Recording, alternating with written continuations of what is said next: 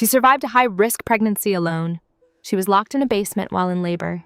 She gave birth, came home from the hospital by taxi, assembled the baby cribs herself 10 days after a C-section while her in-laws slept comfortably upstairs. And then, on the coldest night of December, while she was still bleeding, they took her babies, dragged her to the front door, and threw all three of them into the dark. Temperature outside, 28 degrees, money in her pocket, $43. They thought they had destroyed her completely. They thought she was nothing. But here is what they never bothered to find out. This quiet, gentle woman they tormented for 4 years had built a billion-dollar empire from scratch. She owned their home. She signed her husband's paycheck. She funded the very charity keeping his mother housed. They had been living off her generosity, and they used that generosity to try to break her. By Christmas morning, every single one of them would wake up to a world that no longer existed. The most dangerous person in the room is never the loudest one. It is the one who has been quietly watching, documenting, and waiting. If this story already has your heart pounding good, stay right here because justice is coming, and it is beautiful. Like this video if you believe strength wins. Share it with every woman who has ever been made to feel small. Leave a comment, what is the one thing you would have done differently? And subscribe now because every single week we bring you stories about the women the world underestimated and deeply regretted it. The front door slammed in my face. It was midnight on December 23rd, 2024, and I was on the porch with my 10-day-old twin sons. Both were crying from the cold. The temperature was a bitter 28 degrees, and I was only wearing thin hospital pajamas that I was bleeding through. My mother-in-law had just spit in my face, her cruel words echoing in my head, "Take your illegitimate children and get out forever." My husband, the man who promised to love me forever, was the one who pushed me outside. He went back inside without a second glance. I heard the lock click, a sound that felt so final. Then the porch light shut off, leaving my sons and me in complete darkness. They thought I was destitute, with only $43 in my wallet. What the Mitchell family did not realize was that I owned the house they just threw me out of. I also owned the other 22 houses on that street, the company Ryan worked for, and half the commercial buildings in Greenville, North Carolina. My name is Sarah Blake. I am a 32-year-old billionaire who spent 4 years faking poverty. This is the story of a devastating betrayal and exactly how I made them regret every single moment of it. If you have ever been wronged by the people you trusted most, you need to hear the rest of this. My revenge was beyond their wildest dreams. Let me take you back to the real beginning. 4 years ago, I was Catherine Sarah Blake. And yes, a Blake from Blake Holdings. At 28 years old, I became a billionaire overnight when I made my parents' failing software company public. My parents, Andrew and Catherine Blake, started a small software business in Boston back in 1995. It was a simple tool for landlords to track rent and repairs. In 2017, they died when their private jet crashed in a storm. At just 25, I inherited a business that was $3 million in debt and losing money fast. Everyone advised me to sell everything and walk away, but I could not. It was all I had left of my parents. I gave up sleep and started working 100-hour weeks. I taught myself how to code artificial intelligence and rebuilt the platform from the ground up. I created Blake OS, an AI that could predict maintenance needs, set optimal rent prices, and run entire properties automatically. By 2020, we had deals in 43 states. That March, we went public, and I became a billionaire at 28. Forbes called me the prop tech princess. Fast Company called me a genius. I had all the money in the world, but I felt completely empty. 6 months before our big launch, I discovered my fiancé, Marcus, was plotting to marry me, divorce me, and try to steal half of my company. For months, he and his lawyer had been creating fake documents to claim he was a key part of the company's turnaround. We caught him just 3 days before the wedding. The trial was a living nightmare. The press was relentless, with my face on every gossip magazine. Tech heiress scammed by greedy fiancé. I testified for 6 long days. He was sentenced to 5 years for fraud, but something inside me shattered during that time. My ability to trust. I stopped seeing anyone. I lost all hope that a man could love me for me. They only ever saw the money. So, in 2021, I did something drastic. I moved to Greenville, North Carolina, a regular city where nobody knew my face. I invented a whole new identity. I became Sarah Blake, a freelance writer. I told people my parents died and left me a $100,000 insurance payout, just enough to buy a small condo.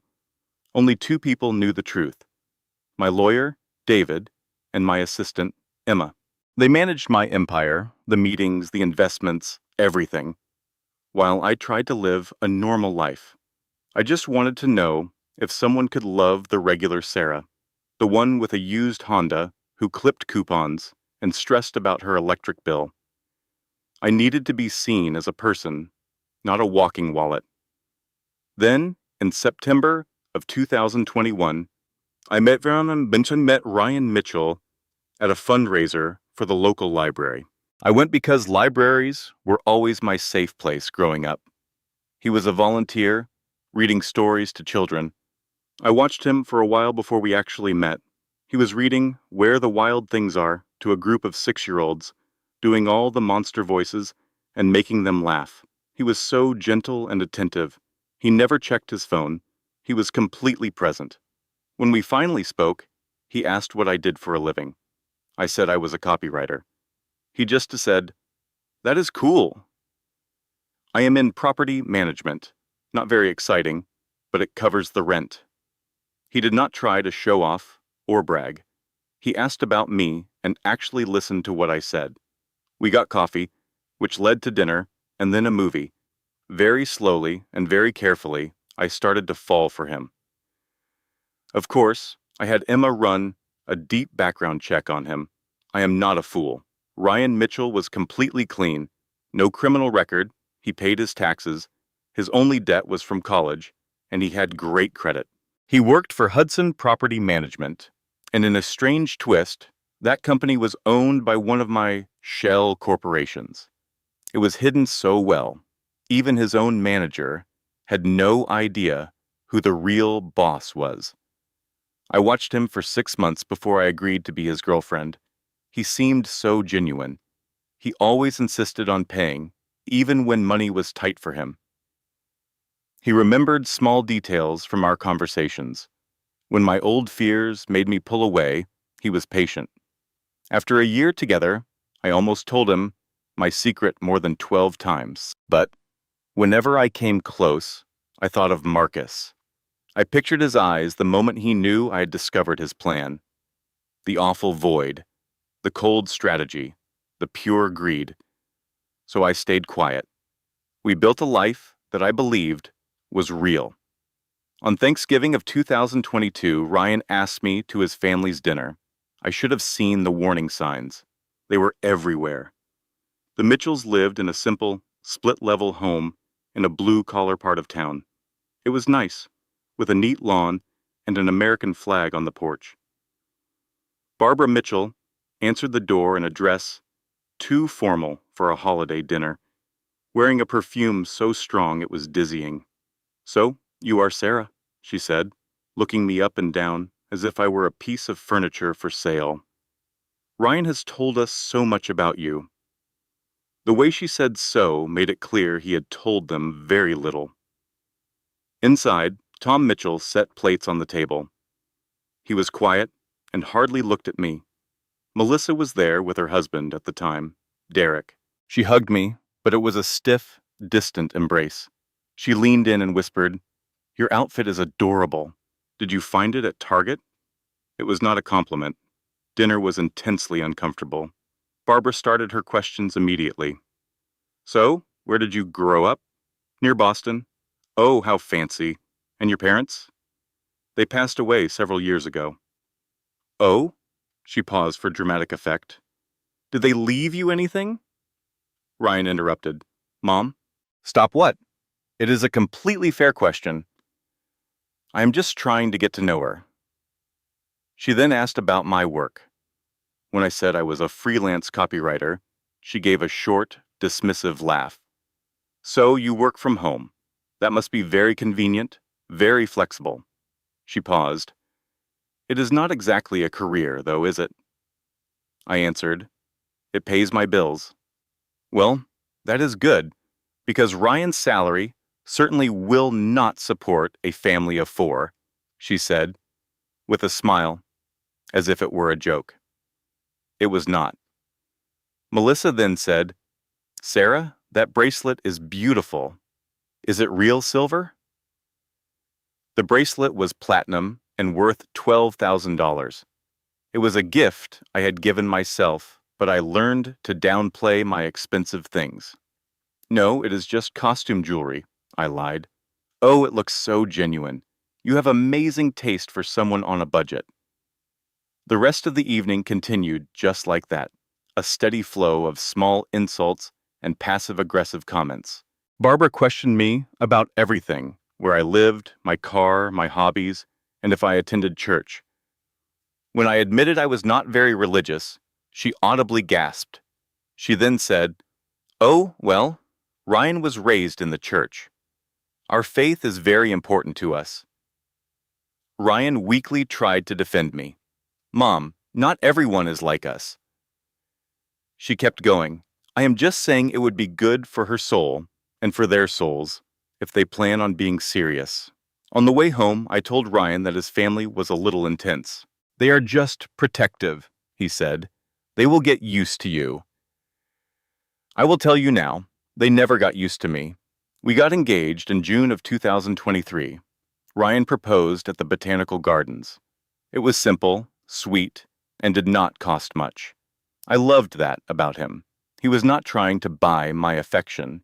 He thought a picnic with his grandmother's ring was the height of romance, and it was. The wedding was a small ceremony in September 2023, with just 40 guests. I paid for the whole thing, telling Ryan I had saved for years and wanted to treat us. The venue cost $8,000. I had spent more than that on a purse the month before, but he did not know that. Barbara criticized every single one of my choices. My dress was too modern, the flowers were too expensive, the venue was not formal enough. She constantly asked why we were not marrying in a church and what people would say. At the reception, she gave a toast that ended with, Welcome to the family, Sarah. I hope you will be a good wife to my son and always remember that family comes first. The way she stressed family made her meaning perfectly clear.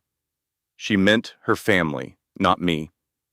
Despite all of that, our first year of marriage was wonderful. Ryan was everything I wanted in a husband. We laughed so much, we took small trips that he thought I was putting on credit cards. I took him to places like Maine, Charleston, and Nashville. We began to build a life together. For a time, I nearly forgot my entire existence was a carefully planned deception. Almost. We rented a small, lovely house with 3 bedrooms, about 1,500 square feet. The secret Ryan did not know was that I owned it through a shell company.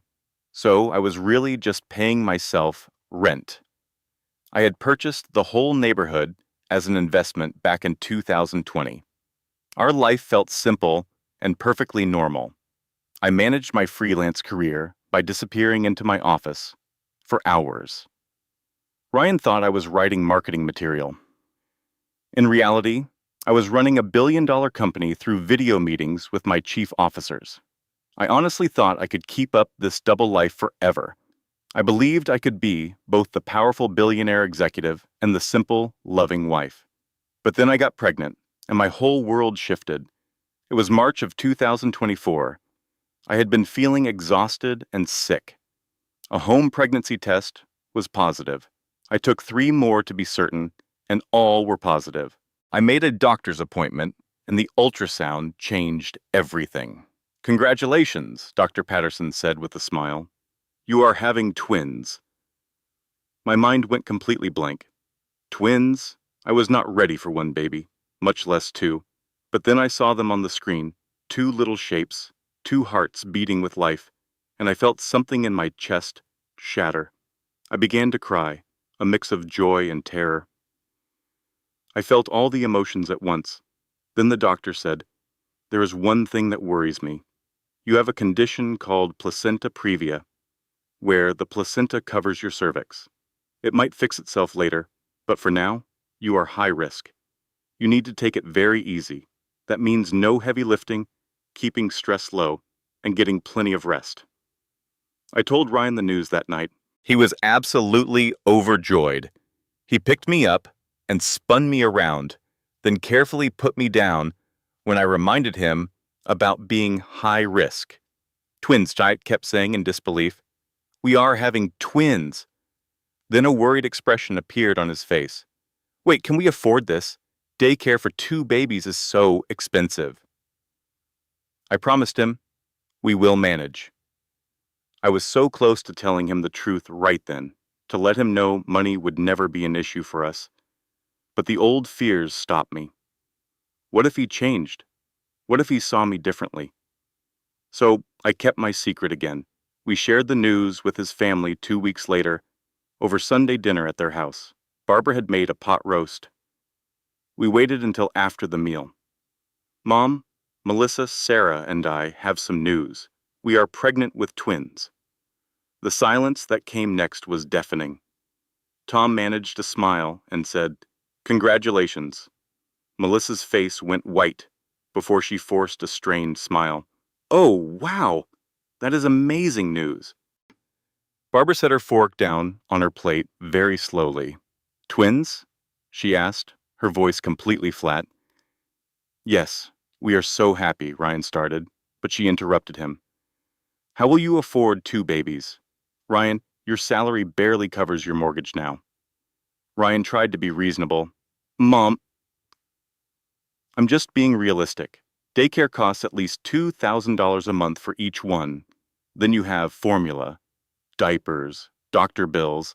Have you thought about this?" I tried to speak. "We will figure it out." She then turned her piercing stare to me. "Will you keep working, or do you expect my son to support you while you stay home and play mother?" Ryan jumped in. "That is not fair." Barbara's voice started to get louder. "What is not fair is trapping my son with 2 infants when you can barely support yourself." I felt like she had just struck me across the face. "Excuse me?" I said, my voice shaking. "You heard me?" she snapped. "This timing is awfully convenient. You have been married less than a year, and now suddenly you are pregnant with twins. You arranged this whole thing. You trapped him." Ryan immediately shot up from his chair. "Mom, that is enough." "Oh, is it?" she shot back. "It seems I am the only one brave enough to say what everyone else is thinking. She is a gold digger who got pregnant on purpose to lock you down." Shaking with rage and shame, I stood up. "I am leaving." Ryan followed me out the door. In the car, I fell apart and cried. He tried to comfort me, holding me tight. "She did not mean it. She is just shocked. She will get used to the idea." But she absolutely did mean it, and she never got used to it. That night was just the start of the nightmare. 2 weeks after that horrible dinner, Barbara showed up at our house without calling, carrying luggage. "I am moving in," she announced. "You are high risk, Sarah. You need help. Family helps family." I looked at Ryan, expecting him to say no. He looked pained but just said, "Mom, we did not discuss this." "I am your mother," she answered. "I shouldn't need permission to help with my own grandchildren." With that, she took over our spare bedroom. That was late April of 2024. The 4 months that followed were a quiet kind of war. She never hit me or even raised her voice. She was smarter than that. She dismantled my life, piece by piece, so subtly that Ryan never saw what was happening. Her first move was to reorganize the entire house. "Your kitchen is just so messy, dear. Let me help." She then threw away half my groceries, saying they were unhealthy for the babies. Then she restocked the kitchen with food that I hated. She took charge of all the cooking, and every single meal was something she wanted. Next, she came for my bedroom. "You should sleep downstairs. The stairs are too risky for you right now." She put me in the small, cold guest room. She and Tom moved into our master bedroom, promising it was only until the babies were born. Then, she began opening my mail. "I am just helping you stay on top of things," she'd say. She asked probing questions about my private bank accounts. "What if something happens to you? Ryan needs to be on your accounts for an emergency." I finally said no. That was the first time I really pushed back. "No, my finances are my business." Her eyes went cold. "What are you trying to hide, Sarah?" "Nothing," I replied. "I just believe in having my own financial independence." "That's odd," she said. "Most wives trust their husbands." After that, she started answering my phone. Sarah can't talk right now. She needs her rest." My work clients were sent straight to voicemail. Eventually, some of them just gave up calling me. My freelance work started to dry up, but I couldn't explain that I did not need the income. She criticized everything I put in my mouth. "That's too much sugar," or "that has too much salt," or "that's too many calories." I was starving all the time, but felt afraid to eat in my own house. She made remarks about my body constantly. "You're gaining so much weight. Are you sure you are not eating for 3?" she would ask. "Your face is so puffy, you need to be more careful." It is very hard to lose the baby weight from twins. I was only 17 weeks pregnant and already developing an eating disorder. The absolute worst part, though, was the total isolation. She went out of her way to stop my friends from visiting. Sarah needs to rest, not entertain company. When my friend Emma came by, Barbara told her it was not a good time because I was feeling sick. Emma texted me, "Are you okay? Your mother-in-law is trying to keep me away." I lied to her. "I'm fine, just really tired. I'll call you." I never called. Barbara was always there, listening to every word and watching every move. Around the 4th month of my pregnancy, that June of 2024, Ryan began to act differently. I'd see him looking at me with a strange expression, one filled with suspicion. He stopped being affectionate, and we no longer slept in the same bed. "You need your space," he would say, but I could hear Barbara's words behind his. I often heard them whispering in the kitchen. Late at night, Barbara would say things like, "I'm just pointing out, son, that it's all very convenient. She got pregnant so quickly after you married. It just doesn't feel right. And she's so private. Have you ever wondered what she could be hiding?" "She isn't hiding anything," he would answer. "Then why won't she let you see her bank accounts? What kind of wife does a thing like that?" Melissa started coming over constantly. She had moved back in with Barbara and Tom after her divorce. She was at our home every day, adding her own poison to Barbara's. "I'm just so worried about Ryan," she'd say, just loud enough for me to hear. "Sarah seems so secretive. What if those babies aren't even his?" I finally confronted Ryan one evening. "Your mother and your sister are poisoning you against me. They're just concerned," he said. "Concerned about what? I haven't done a single thing wrong." "Then why won't you let me see your bank statements?" he demanded. "Because they are mine," I said. "Because I deserve some privacy in my own marriage." He answered, "Most marriages don't have secrets, Sarah." "I'm not keeping secrets," I told him. "I'm keeping boundaries. There's a huge difference." But he couldn't see it. With every day that passed, he grew more distant. He started working late, coming home after I was asleep and leaving before I woke up. We were living together like roommates, not a husband and wife.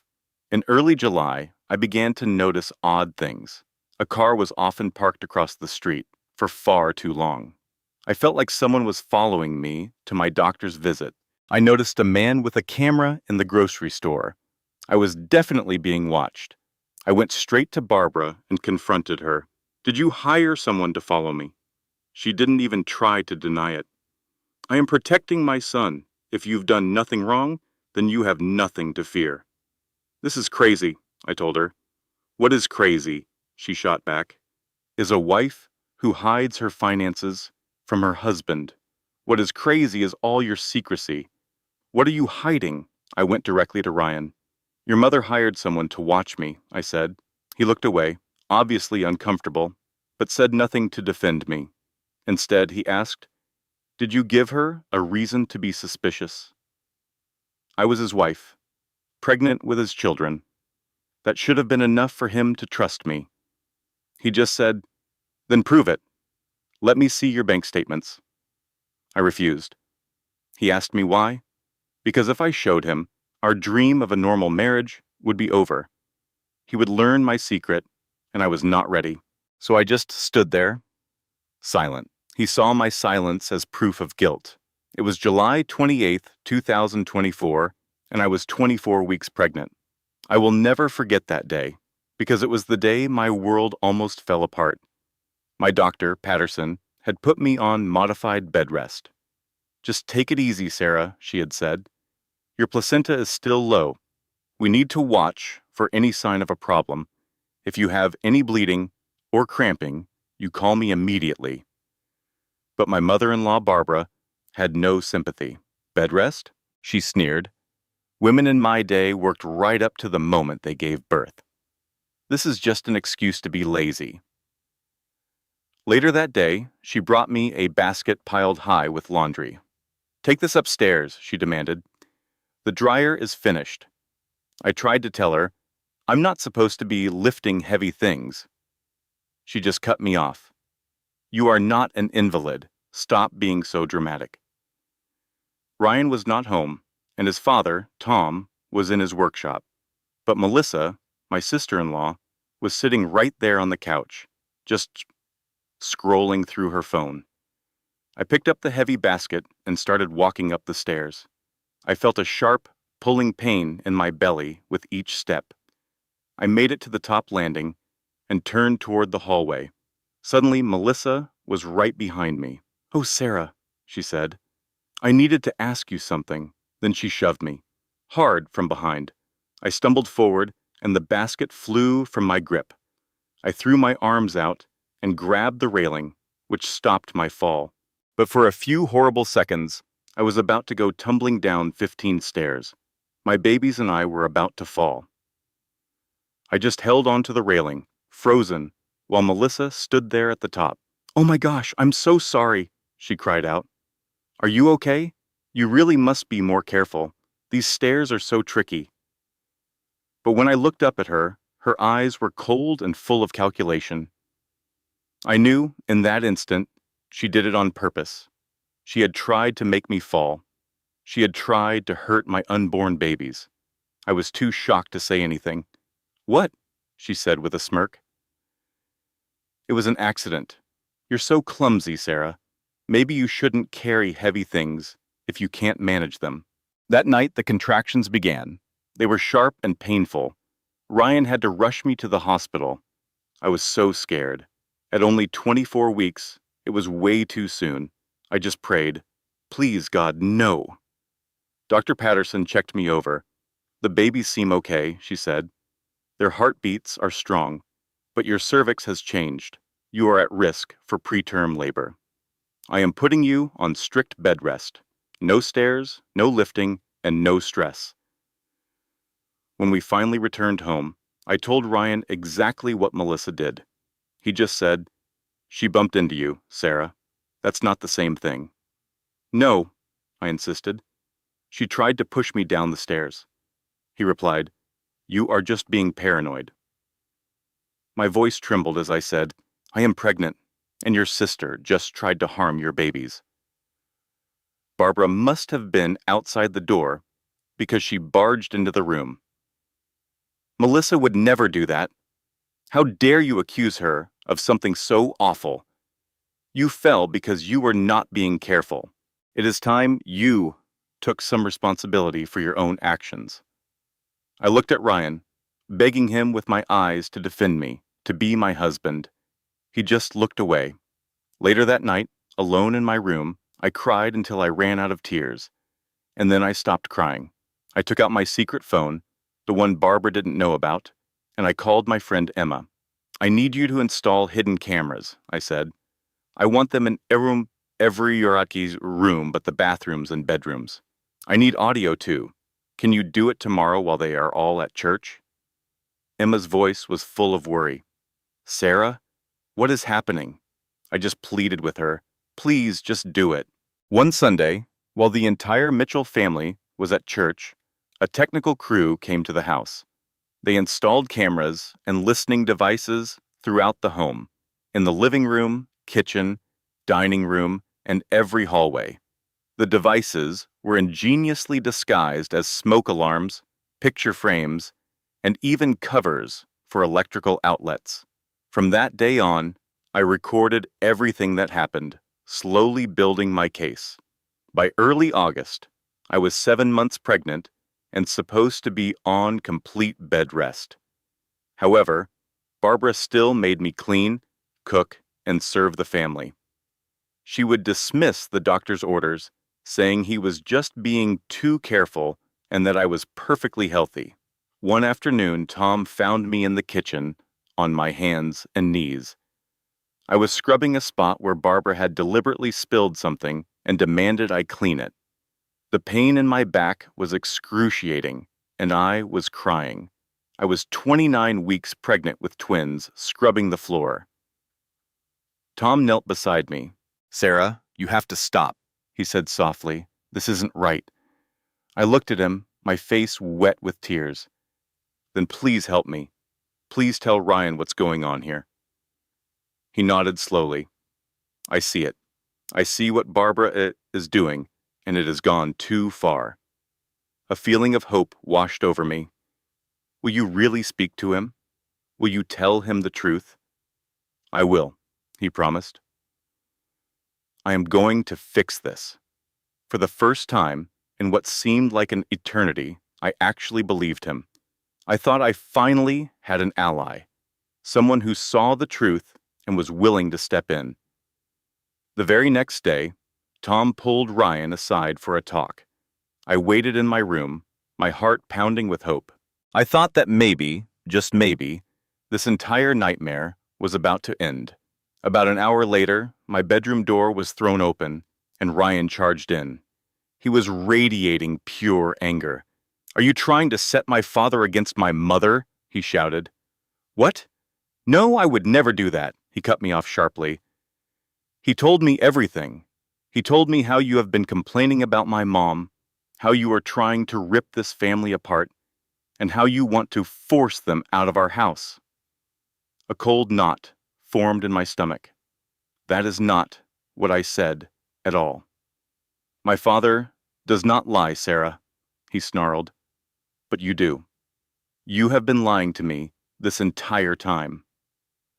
It finally clicked. Tom had betrayed me. He must have gone straight to Barbara and repeated everything I said. Then Barbara had twisted my words, painting me as the one causing all the problems. A little while later, I saw Tom in the hallway. He would not even make eye contact with me. "Why?" I whispered. He just stared at the floor. "I am sorry," he mumbled. "Barbara told me that if I sided with you, she would divorce me. She said she would take the house, the money, everything. She threatened to make sure I would never see my own grandchildren. I just could not do it. I am so sorry." He quickly walked away. In that instant, I realized I was completely and utterly alone. No one was coming to save me. Not Ryan, not Tom, not anyone. If I was going to get out of this, I would have to save myself. The private investigator Barbara hired, a man named Derek Thompson, was following my every move. He was there when I went to my doctor's appointments, when I went to the grocery store, and even during the short walks I was permitted to take. Of course, he never discovered anything because there was nothing to discover. I was the ideal pregnant wife, or more accurately, the ideal prisoner pretending to be one. One day, I overheard Barbara on the phone, sounding incredibly frustrated. "There is nothing," she complained. "Absolutely nothing. You need to keep looking." Then she insisted, "There has to be something. Nobody is this clean." But I was. At least the version of me she thought she knew was. Sarah the copywriter was boring, broke, and completely loyal. In late August, at 32 weeks pregnant, I overheard a discussion that made my blood turn cold. Barbara, Melissa, and Tom were in the living room. I was supposed to be resting in bed, but I had a small recorder hidden in my pocket, which was another of my secrets. I heard Melissa say, "The investigator found nothing. Maybe she really is faithful to Ryan." Barbara shot back, "Or maybe she is just very good at hiding things. But Ryan needs to see her for what she really is. He needs a reason to doubt her." Melissa's voice lowered. "What are you suggesting we do?" Barbara said bluntly, "What if we create a reason for him?" Tom began to object. "Barbara, you cannot be serious." She cut him off immediately. "I am suggesting we protect our son, and we will do it by any means necessary." A wave of sickness washed over me. They were plotting to frame me for something, but I did not know what it was. I know I should have left immediately. I should have taken my emergency bag, called Emma, and just vanished. But I was 32 weeks pregnant with twins, and I was deeply afraid. I was terrified of going into labor completely by myself. I was worried about the legal battles for custody that would surely follow if I left before the babies were born. And I feared that if I ran away, it would only make me look guilty of a crime I had not even committed. So, I made the choice to stay. That decision turned out to be the worst mistake of my life. Melissa had a connection, a tech expert named Connor Briggs. He had been fired from Blake Holdings 2 years prior for stealing corporate secrets. He was resentful, broke, and prepared to do almost anything for money. I only found out much later that Melissa had paid him $15,000 to create fake evidence of me having an affair. This was not a simple Photoshop job. Connor was a professional. He used actual photos of me from my social media profiles to create convincing, deep fake images. He put my face onto another woman's body in compromising situations with a male model. The metadata on the pictures even appeared authentic because he knew how to fake that as well. He had worked in the tech world before his life fell apart, but fake images were not enough. They needed a more believable story. So, they made fake dating profiles using my real pictures. They used a disposable phone to create fake text message exchanges. They even fabricated GPS data showing I had been at hotels. Connor had briefly hacked my phone to copy my location history, which he then modified. They had fake receipts from restaurants and hotels with my signature on them. Melissa had been practicing my signature for weeks. They even had a witness, a friend of Melissa's named Ashley, who was ready to lie and claim she had seen me with another man. It was a detailed, expensive, and ruthless plan. They were building a case meant to absolutely destroy me. On September 15th, I was 35 weeks pregnant. I felt absolutely enormous, exhausted, and was in non-stop pain. It seemed like the babies were resting on every single one of my internal organs. I could not get any real sleep. I could not even walk more than 20 feet without needing to stop and sit down. That evening, Barbara walked into my room. She was holding her phone, her face glowing with a look of victory. "We are going to have a family meeting right now," she announced. I told her I was exhausted, but she just replied, "Now, Sarah." Ryan was called home from his office. Tom was brought in from his workshop. Melissa came out of her room. They had me sit in a chair in the middle of the living room as if I were on trial. Barbara held up her phone.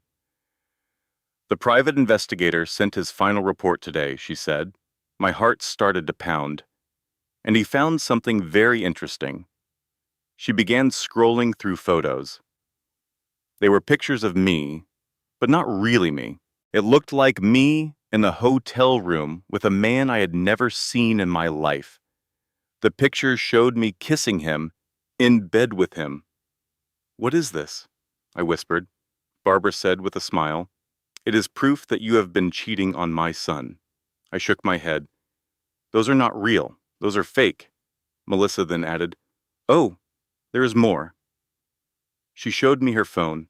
It had screenshots from dating apps like OkCupid, Tinder, and Bumble. They all used my pictures and my name. There were even explicit messages sent to different men. I have never used those apps in my life. A printout in Ryan's hand showed my phone's location data. It claimed I was at the downtown Marriott 7 times in the last 4 months. He said, "You told me those were doctor appointments." I insisted they were. "These are fakes," I pleaded. "Someone must have made them." Barbara spoke softly, saying there was a witness, a woman named Ashley Clark, who works at the hotel. She apparently saw me there with another man several times and confirmed it was me. The room began to spin. They had a response for everything. Their story was perfectly crafted. It was also a complete fabrication. "Ryan, please," I said, getting up to go to him. He took a step away from me. "Do not," he said. "Do not touch me. Those pictures are computer-generated fakes. Someone made them with special software. Please just look at them more closely." "I have looked," he replied, his voice completely hollow. "I have looked at everything. The pictures, the text messages, all of it. The evidence is overwhelming, Sarah. It is all made up," I yelled, my voice growing louder. "Your mother and your sister are framing me. They are trying to force me out of your life. They hired someone to do this." "Listen to yourself," Barbara said in a calm voice. "You sound completely unhinged. You sound paranoid. Maybe the pregnancy hormones are affecting your mind." "I am not crazy," I shot back. "I am being set up." Ryan refused to even look me in the eye. "I want a DNA test after the babies are born. Until we have proof they are mine, I do not want you anywhere near me." "They are your sons." "Are they?" he asked, finally looking at me with pure hatred in his eyes. "Because right now, Sarah, I have no idea what is true. I do not know who you are. I am not sure I ever did." Then he turned and walked away. Barbara just smiled. Melissa was busy on her phone. Tom just stared at the floor. I was left standing there, 8 months pregnant. They were calling me a cheater, a liar, and an unfaithful wife. I had no way to defend myself because the evidence they manufactured was perfect. It was completely fake, but it was absolutely flawless. That evening, at 35 weeks pregnant, I called David Harrison, my lawyer. I told him, "I have to get out of here now.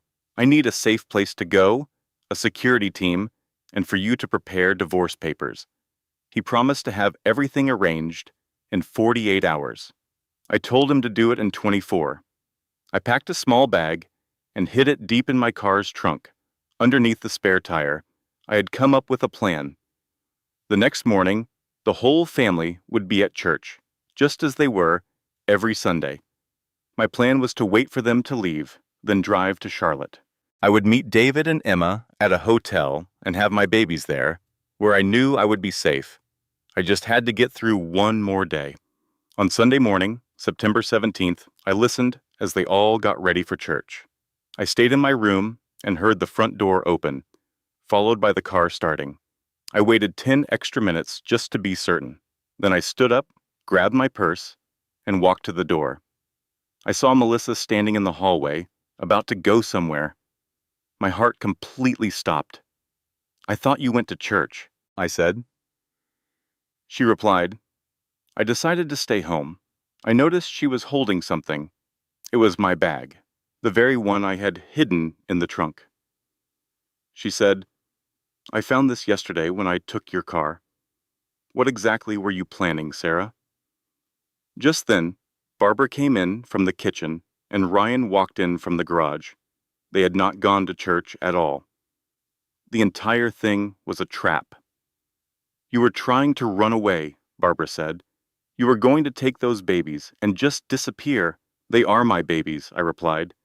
"We will see about that," she said. "Ryan, call our lawyer." Within seconds, Ryan was on the phone. Barbara took my car keys, my phone, and my purse from me. "You are not going anywhere," she told me. "Not until those babies are born and we have the test results. And if they are not Ryan's, you will leave this house with nothing. No babies, no dignity, nothing at all." They forced me down into the basement, the unfinished part of the house. It was cold, damp, and smelled of mildew. They put a lock on the outside of the door. "It is for your own good," Barbara explained. "You are obviously unstable, trying to run away with babies who might not even belong to this family. We are just protecting you from yourself." The door swung shut, and I heard the lock click. I was a prisoner. I was 35 weeks pregnant and locked in a basement. I had no phone, no way out, and no reason to hope. As I sat on the cold concrete, I finally saw their plan. They would keep me here until I had the babies. Then they would take my children and throw me out on the street, and I was completely helpless to stop them. This was my new life.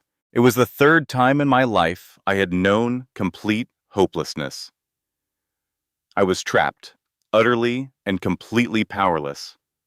On September 24th, at 3 in the morning, I was 37 weeks pregnant. I woke up on the basement floor to a sharp, tearing pain. These were real contractions, coming every 3 minutes. I had experienced Braxton Hicks for weeks, but this was nothing like that. This was the real thing. I was locked in a basement, about to give birth alone. I started screaming for help, pounding my fists on the door. "Help!" I yelled. "Somebody please help me. The babies are coming." There was only silence. I could not hear a single sound from the house above. I screamed louder, hitting the door with all my strength. "Please, I am in labor. Please help me." Finally, I heard footsteps. The lock turned, and the door creaked open.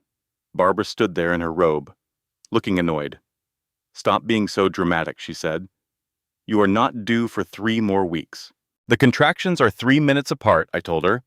"The babies are coming now. It is just false labor," she insisted. "You are fine. Go back to sleep." "I am not fine," I said, as another contraction ripped through my body. I doubled over, crying out in pain. Barbara watched me for a moment before shutting the door. I heard the definite sound of the lock clicking into place. She had left me. I do not know how long I kept screaming. Time became meaningless. My world was just pain, fear, and the terrifying reality that I would have my babies alone on a cold, concrete floor. My babies could die. I could die. And nobody cared. Around 4 o'clock, an idea surfaced. I recalled finding an old iPad in the basement. It had no SIM card, but could connect to the house Wi-Fi. I crawled toward it, my hand trembling as contractions hit every 2 minutes. I managed to launch the web browser and typed 911.gov. I found the option to text emergency services.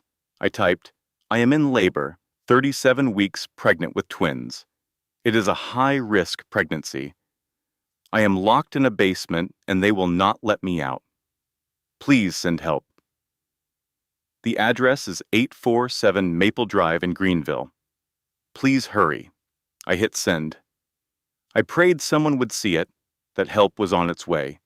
After 15 minutes, that felt like an eternity, I heard sirens. Then, a loud pounding on the front door. It was the police and emergency medical technicians. "Open up!" they shouted. I could hear Barbara's voice upstairs. "There must be some mistake," she said. An emergency technician answered. "We got a 911 text from this address. Someone is in labor." "Where is she?" I heard more yelling, then the sound of feet rushing down the basement steps. The door flew open. Two paramedics froze, just staring at me. I was 37 weeks pregnant, lying on a concrete floor in active labor, sobbing. "Oh my God," one of them whispered.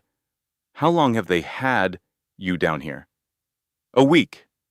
I managed to get out before another contraction made me scream. "Ma'am, we need to get you to the hospital right now." They gently lifted me onto a stretcher.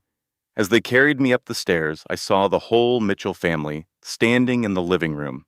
Barbara, Jay, Bean, Melissa, and Ryan were all in their pajamas, looking absolutely shocked.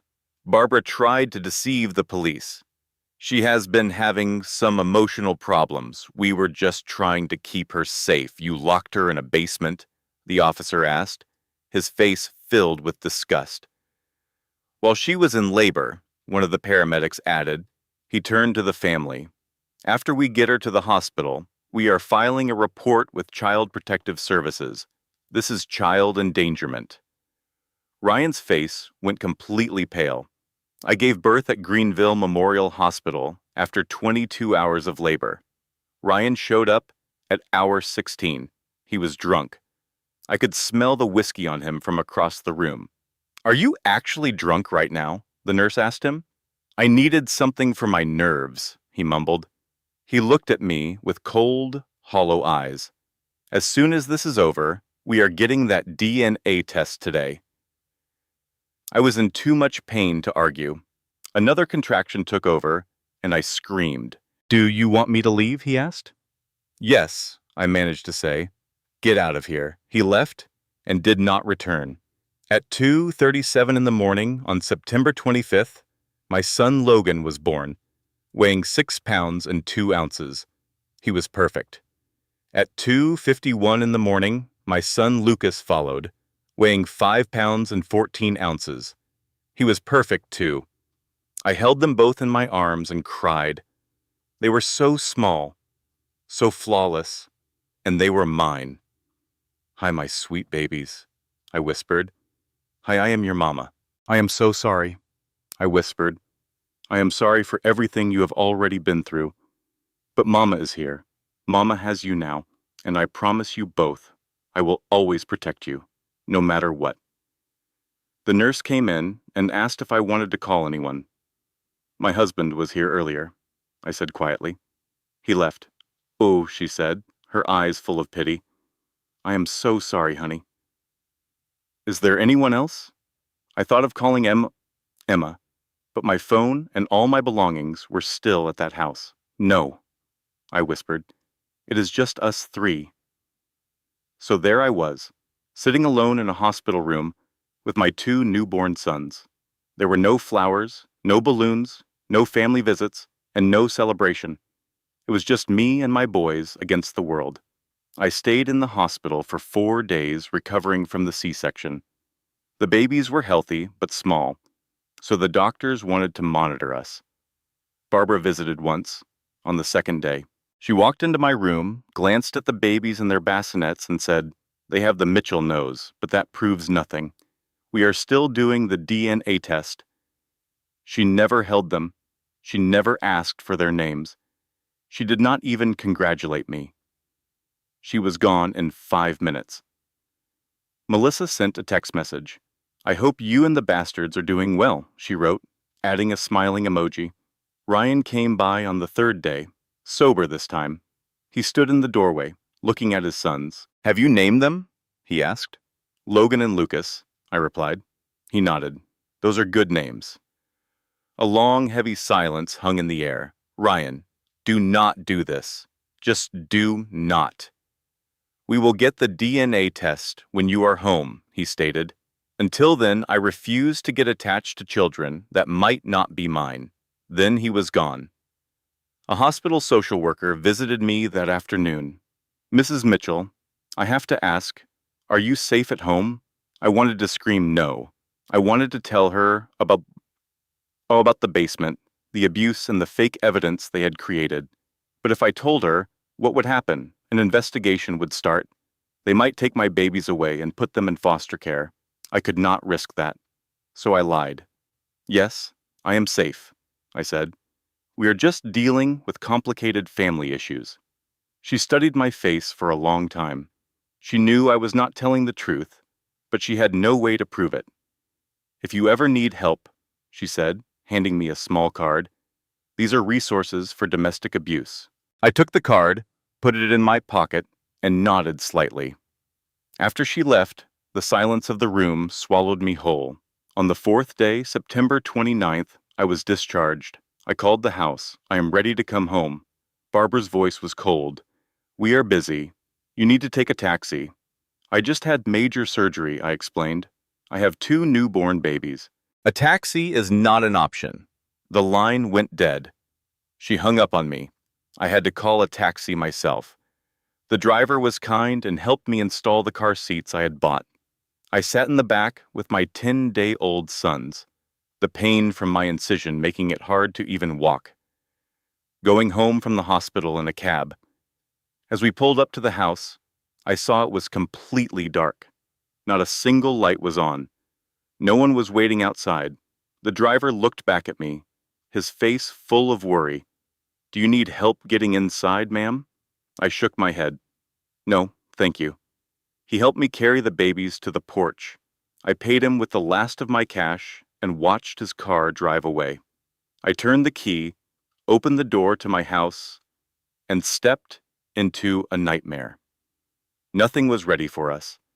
The cribs I had picked out were still in their boxes, waiting to be built. There was no warm greeting, no one offering to help, just a silent, empty house. I put my babies, still in their car seats, on the living room floor. It felt like the only safe spot. Then I started the impossible job of assembling the cribs myself. I was just 10 days out from major surgery. My stitches pulled with every move. I felt faint from blood loss. The task took 3 miserable hours. I cried through most of it. That first night, Logan and Lucas needed to eat every 90 minutes. I was trying to breastfeed, but it was a painful struggle for all of us. I was exhausted, alone, and in constant pain. At 6 o'clock in the morning, Barbara came into my room. "You need to be quieter," she demanded. "Your crying is waking everyone up." "I am not the one crying," I said. "The babies are crying. They are hungry, and I am trying to feed them." "Then you need to handle it," she snapped. "And when you are done, the kitchen needs to be cleaned." There is also a load of laundry in the machine, and the living room is a mess. I stared at her in disbelief. "I just had major abdominal surgery." She scoffed. "Women in my generation were back on their feet the next day. You need to stop being so lazy." With that, she turned and walked out. I sat there, holding my children, as a terrible realization hit me. They expected me to do everything: the babies, the housework, the entire family, all while recovering from a C-section, still bleeding, and barely able to stand up. I had no choice. So I did what they'd told me. The following days turned into a painful haze. On the second day, I made breakfast for everyone with a screaming baby in my arms. My incision felt like it was on fire. I was almost positive an infection was starting. On day 3, Barbara intentionally slammed my bedroom door right after both babies had finally gone to sleep. They both woke up crying. When I gave her an angry look, she just smiled. "Oh, sorry, I did not know they were sleeping." On the 4th day, I was trying to pump breast milk. It took a full 30 minutes to get enough for one feeding. I had just filled 2 bottles when Melissa came into the kitchen, grabbed them from the counter, and poured them both into the sink. "Oops, my hand must have slipped," she said with fake sweetness. I just stared at her, completely stunned. That took me an hour to pump. Well, I guess you will just have to do it again, she replied. Or you could buy formula instead. You know, with the money you do not have. She walked out of the kitchen, laughing. On the fifth day, we were out of diapers. I asked Ryan to please get some on his way home from work. He never did. He said he forgot. I had to use old, torn t-shirts as diapers until I could get to the store myself the next day. By the sixth day, my C-section stitches were obviously infected. The skin was red, hot to the touch, and leaking fluid. I knew I needed medication. I told Barbara about it. Her response was unconcerned. "You are fine. Stop being so dramatic." On the seventh day, I had not slept for more than 45 minutes straight in a week. I started to hallucinate, seeing things move in my peripheral vision.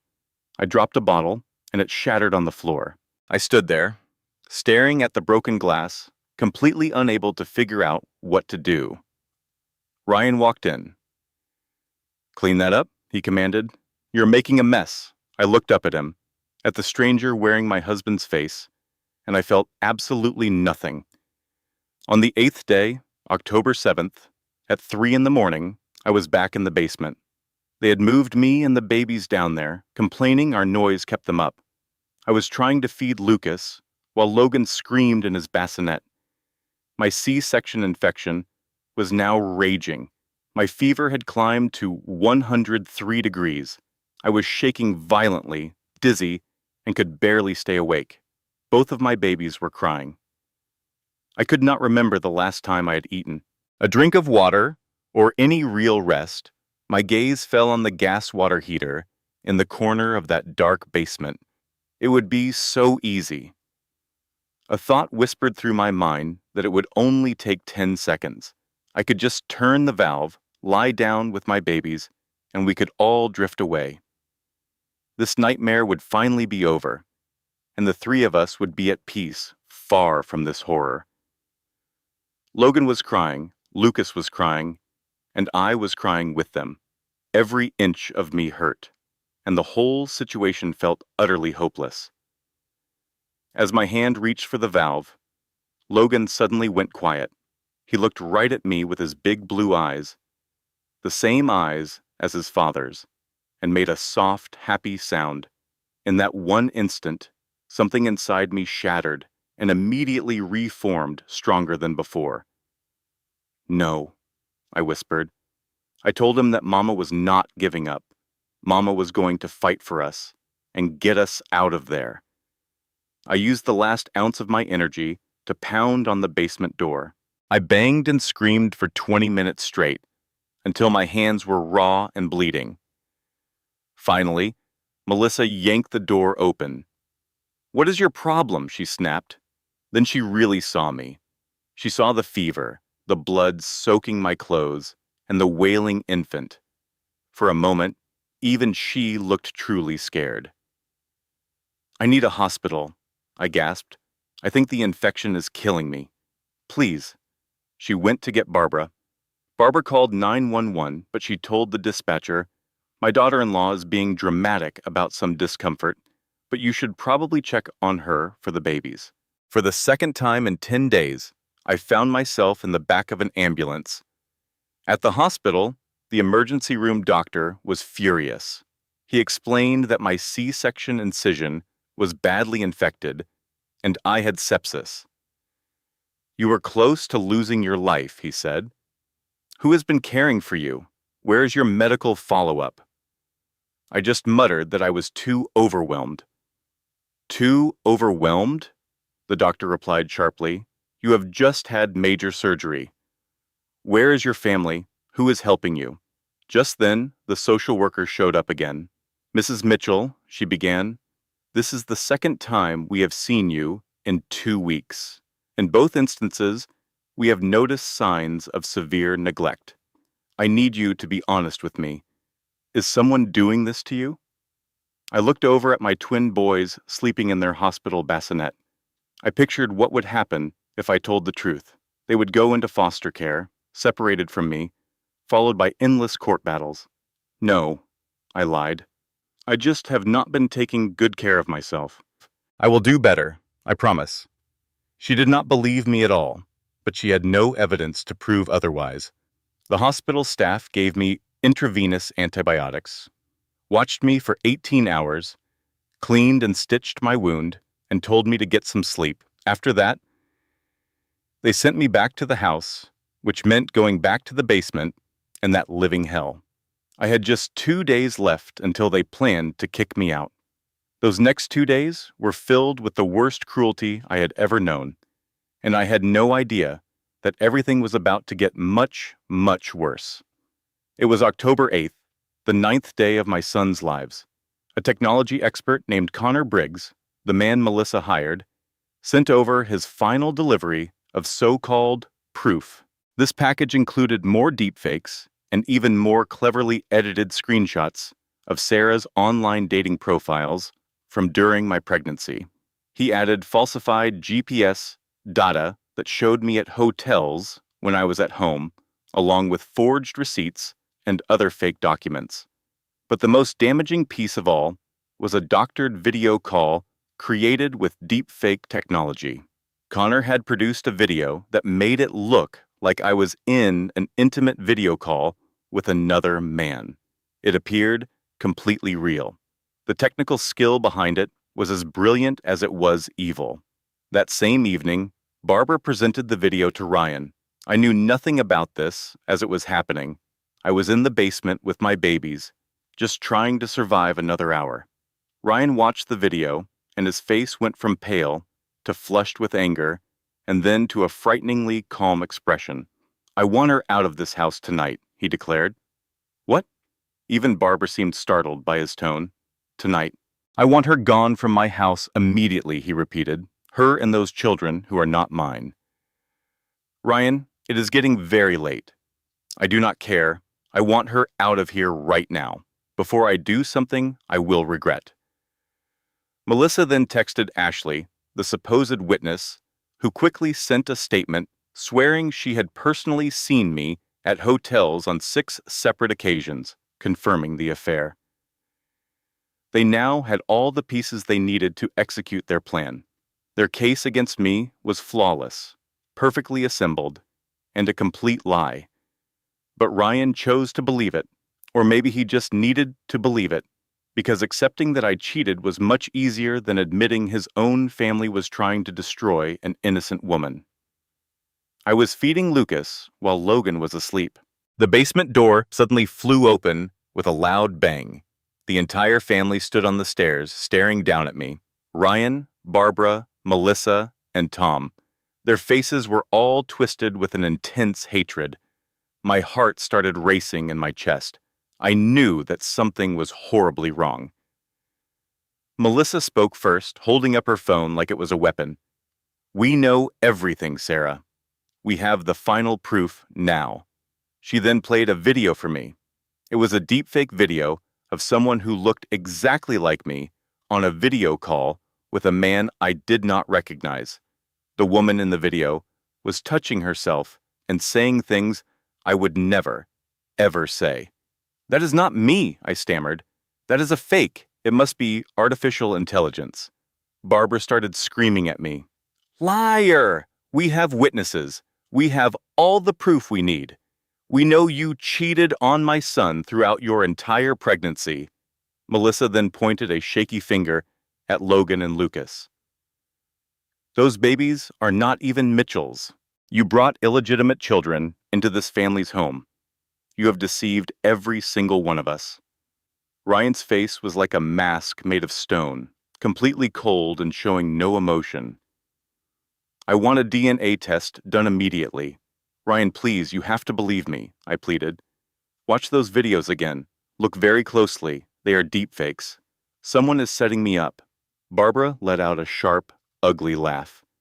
"Do you honestly believe there is some huge plot against you? Do you think we are all crazy? Or maybe, just maybe, you're a cheater and a liar?"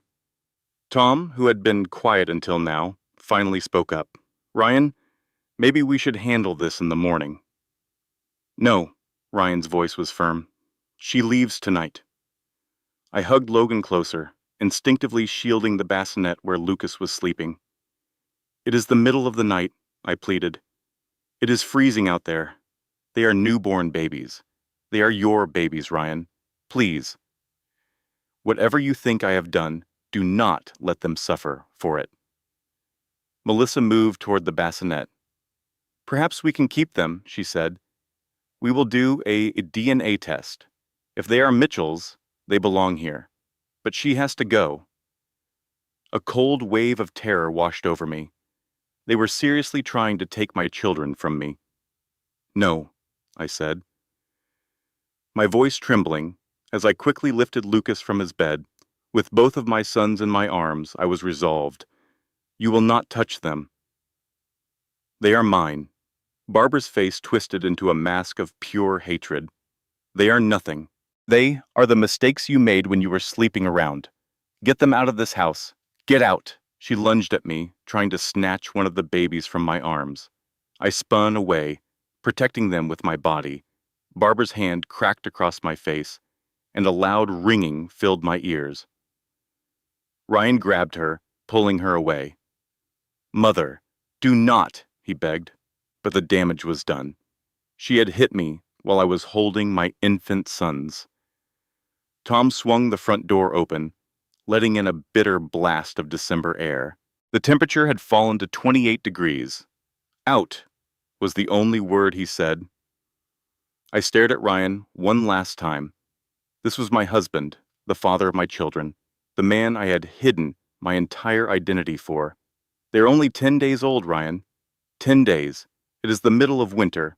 Please, we can get a DNA test tomorrow. Please do not do this."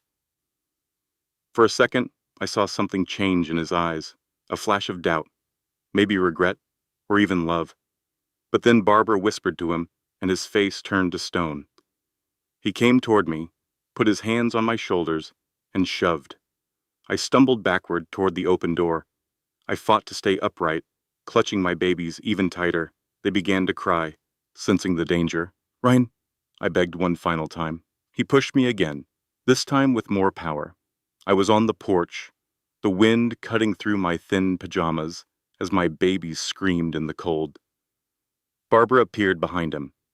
She looked straight into my eyes and then spat. The saliva hit my cheek, shockingly warm and vile. "You are nothing," she hissed. "You are trash, and trash belongs on the street." The door slammed shut with a deafening crack. I heard several locks turn, and then the porch light went out. I stood in the freezing dark, bleeding and spent, holding my 10-day-old sons. For about 30 seconds, I was paralyzed, unable to move, think, or grasp the horror of what just happened. My baby's skin was turning a scary shade of red from the harsh cold. Their cries were piercing. I could not feel my feet. Blood was trickling down my legs, and my C-section incision throbbed with sharp pain. I was sure I would die right here. My babies were going to die. This was how our story ended. But then, something inside me changed. A switch flipped. I stopped crying. I stared at that house, watching the lights go out one by one as my supposed family went to their warm beds, not thinking about the woman and babies, freezing on their porch. A cold, hard feeling grew in my chest. It was not fear or despair. It was rage. Pure, focused, ice-cold rage. I whispered to my sons, "Mama has you. Mama is going to make this right. I promise you. They will pay for this. Every single one of them will pay." I carefully shifted both babies into the crook of one arm and, with my free hand, pulled my emergency phone from the diaper bag. This was the phone they did not know about, my real phone, connected to my real life. I dialed one number. "David, it is me. I am ready. Come and get us. It is time." "Sarah, what is happening? Where are you?" 847 Maple Drive. "We are outside. They kicked us out of the house, me and the babies. We are freezing to death. Please come quickly. I am 5 minutes from you. Just hold on." I ended the call and wrapped my body around my sons, trying to shield them from the wind. I whispered to them, "Logan, Lucas, Mama promises you, you will never feel cold again. You will never feel scared again. You will never be hurt again. And the people who did this to us are going to wish they were never born." A pair of headlights cut through the darkness. A black Range Rover pulled to the curb. Emma leaped from the passenger seat. David got out from the driver's side. "Oh my God, Sarah!" Emma was in tears. She immediately wrapped a thick blanket around me and the babies. David was already on his phone. "I need 2 pediatric emergency medical technicians at the Charlotte Plaza Hotel, Suite 4000, immediately. 2 10-day-old infants have been exposed to freezing temperatures." They gently guided us into the car. The heater was blasting at full power. Emma took one baby, and I held the other. Their crying began to quiet down as warmth returned to their little bodies. As we drove away from the house, I took one last look back. I saw a curtain twitch in an upstairs window. Someone was watching us leave. Perhaps it was Ryan. Perhaps it was Barbara. I allowed myself a small smile. It was not a smile of happiness. It was the smile of a person who had just officially declared war. "David," I said, my voice suddenly calm and icy, "I want you to destroy them. I want it done completely, legally, and permanently. Can you do that for me?" He met my eyes in the rearview mirror. "Yes. Yes, I can." "Then do it," I ordered. "Spare nothing. Show absolutely no mercy. What should we do about Ryan? He is technically still your husband." I looked down at Lucas, who was asleep in my arms, and then at Logan, safe in Emma's arms, my perfect innocent sons who had been discarded like garbage by their own father. "Especially Ryan," I said in a quiet voice. "I want him to fully understand what he cast aside. I want him to carry that knowledge with him every single day for the rest of his life."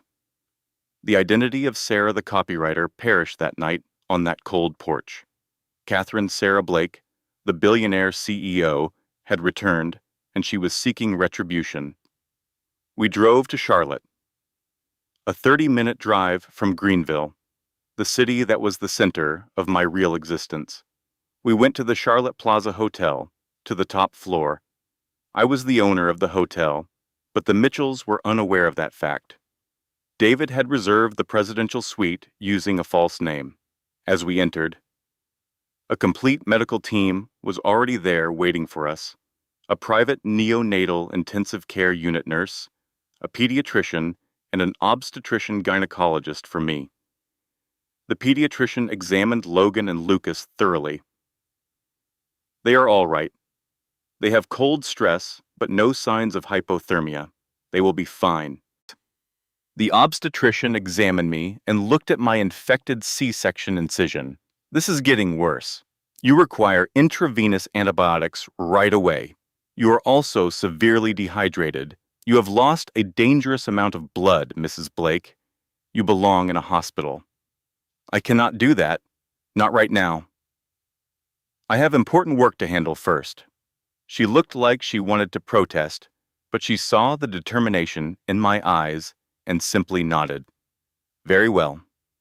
But I am staying here to monitor you." Emma took the babies. "I have them. You need to rest." But I could not rest. Not yet. "David, we need to set up the war room now." Within 2 hours, my entire team had gathered in the suite's conference room.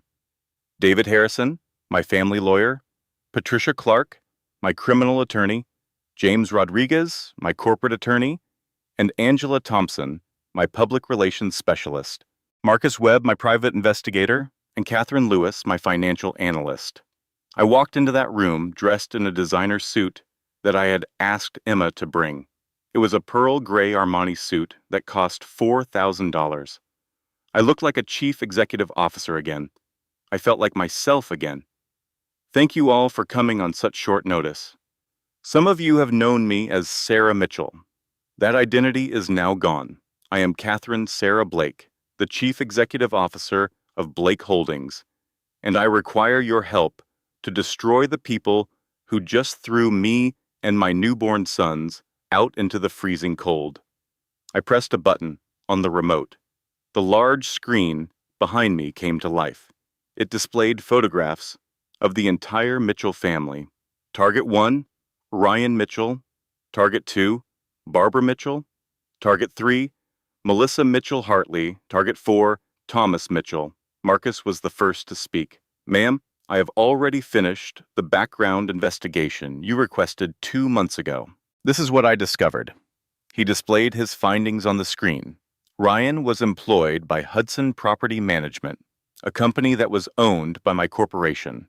He possessed $28,000 in credit card debt and a $15,000 online gambling habit. Barbara was living in a house that I owned, rent-free, through a charity that I personally funded. She had embezzled $127,000 from her husband's business. She maintained a secret bank account in the Cayman Islands. Melissa's boutique was located in a building that I own. She had accumulated $80,000 in business debt. Her former husband also had a restraining order against her. Tom's consulting firm was surviving on contracts from my vendors. He had $45,000 in gambling debts. I leaned back in my chair, processing the information. They are literally surviving on my money. Their whole lifestyle is paid for by me, and they tossed me out in the freezing cold. Patricia, my criminal lawyer, spoke next. I have examined all the video and audio files you sent over. We have clear evidence of child endangerment, false imprisonment, assault, fraud, conspiracy, forgery, and defamation. We can file criminal charges against every last one of them. James, the corporate lawyer, spoke up.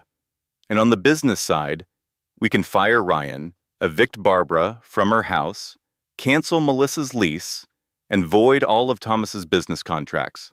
We can also report Barbara for embezzlement and freeze her foreign bank accounts. We can do all of this legally, and we can start right away, Angela, the public relations expert, said, and I can make this the biggest news story of the year. A billionaire chief executive officer, living a secret life as a housewife, abused by her in-laws, and thrown out with her newborn babies. The video and audio proof you have is absolutely damning. This story will go viral all over the world. I thought about my choices for about 3 seconds. Do it all, I ordered. Do everything. I want them to wake up tomorrow and find that their entire world has been completely dismantled. I want every step to be legal, fully recorded, and released to the public. I want the whole world to know what they did. David looked at me, concerned. Sarah, this is an extremely aggressive move. We could handle this more quietly in the courts. I do not want quiet, I said. I want them to be shamed. I want them to be so utterly destroyed that their family name becomes a word for cruelty and foolishness. I want them to understand exactly how it feels to have everything taken away in a single night, just like they tried to do to me. Patricia agreed with a nod. Then we will start tomorrow, December 24th, Christmas Eve. I smiled. That is perfect. Let them have their Christmas in hell. On the morning of Christmas Eve, December 24th, Ryan woke up at 6 o'clock to his phone ringing. His boss was insisting that he come into the office right now. He got there at 7 o'clock. The look on his boss's face was serious. Ryan Hudson. Property management was just bought by Blake Holdings. We are under new management now. They have reviewed all employee records. Your job is terminated immediately for a major violation of our code of ethics. You were recorded throwing your wife and newborn infants out of your home in the freezing cold. Blake Holdings has a zero-tolerance policy for domestic abuse. Ryan's face went white. How did they find out? Who told them your severance pay will be $0 because you were fired for cause? Security will now show you out of the building. Ryan was escorted out of his job at 7:30 on Christmas Eve morning. He had no job, no severance money, and no career prospects. When he reached his car, he saw an envelope on his windshield. Inside were divorce papers, child custody documents, and a brief note. The babies are mine. You gave up your rights as a father when you abandoned them in the cold. A DNA test was attached. The results showed a 99.9% chance you are the father.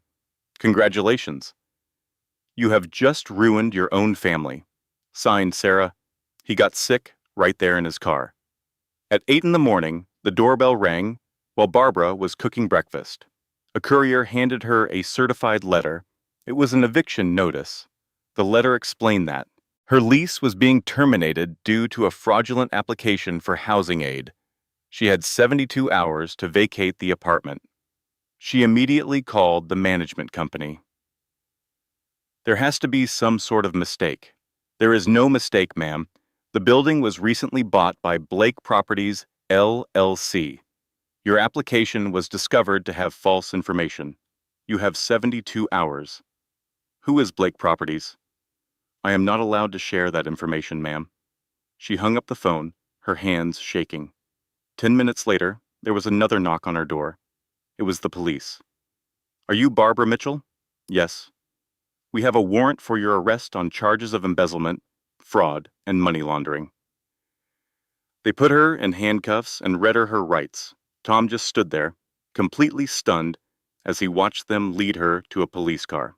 On the morning of Christmas Eve, the judge set her bail at $100,000, which Tom could not pay.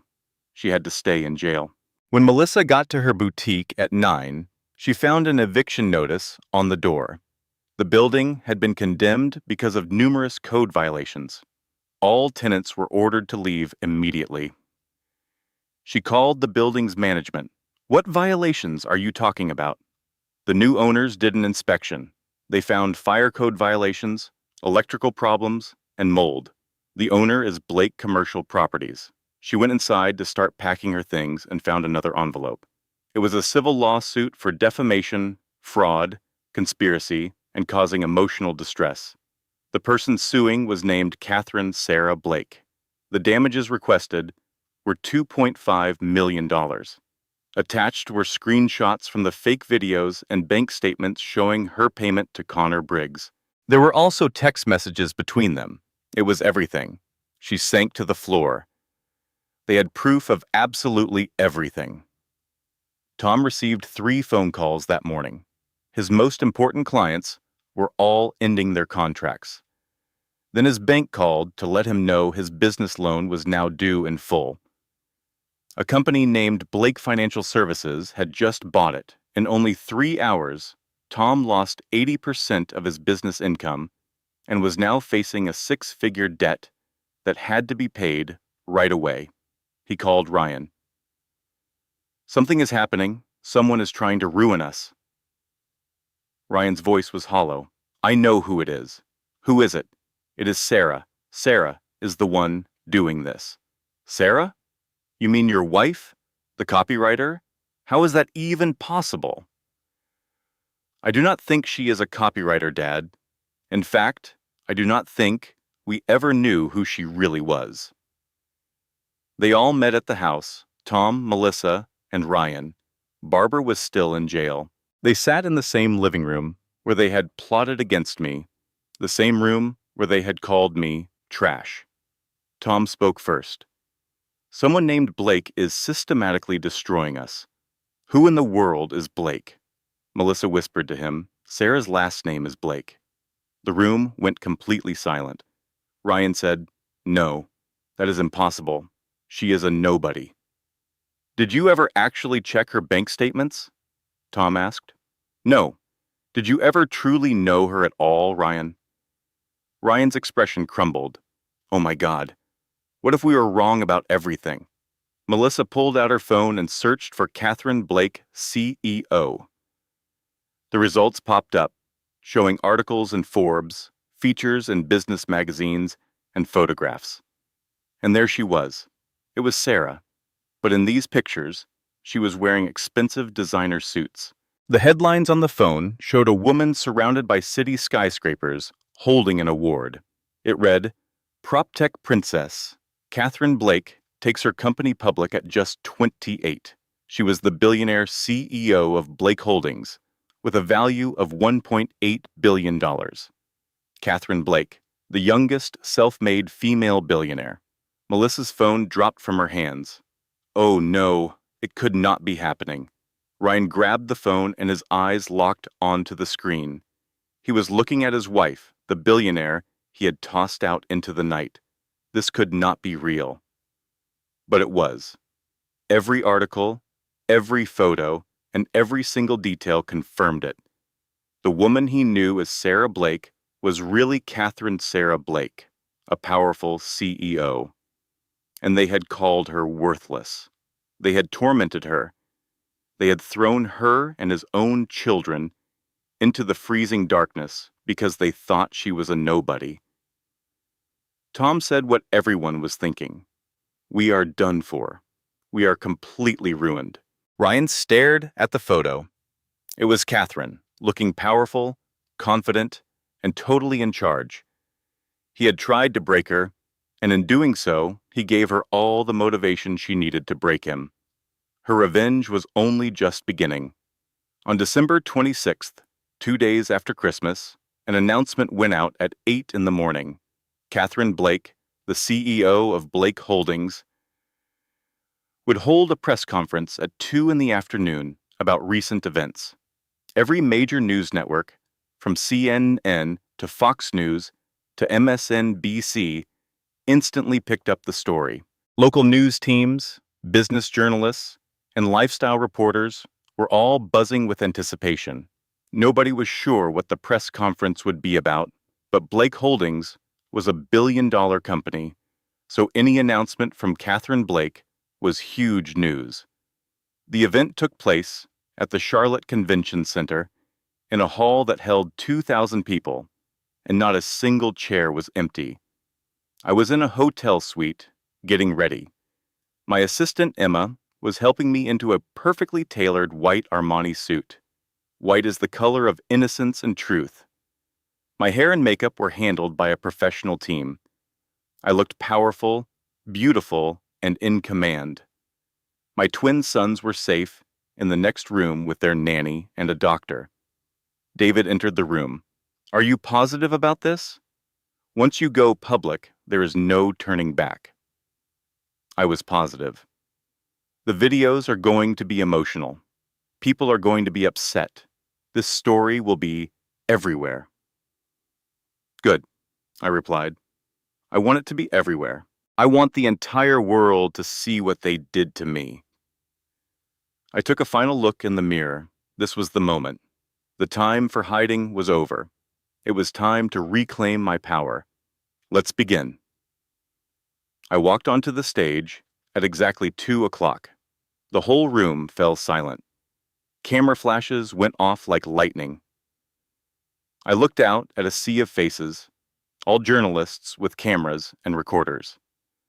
I went to the podium, adjusted the microphone, and looked right at the cameras. My name is Catherine Sarah Blake. I am the founder and chief executive officer of Blake Holdings, a property technology company worth $1.8 billion. I am 32 years old. I built this company from scratch after my parents died in a plane crash 7 years ago. I paused to let my words sink in. I am also the woman you might have seen in the videos now circulating on the internet. Videos that show me being thrown out of my own home at midnight on December 23rd. I was holding my 10-day-old twin sons in 28-degree weather, while I was still recovering from a C-section. You can see me standing on a porch, bleeding and holding my screaming newborn babies, pleading not to be thrown away like trash. The room immediately erupted. Reporters shouted questions from every direction. I held up my hand. Please allow me to tell my story first. Afterward, you can ask questions." The room went silent again. 4 years ago, I met a man named Ryan Mitchell. I told them everything.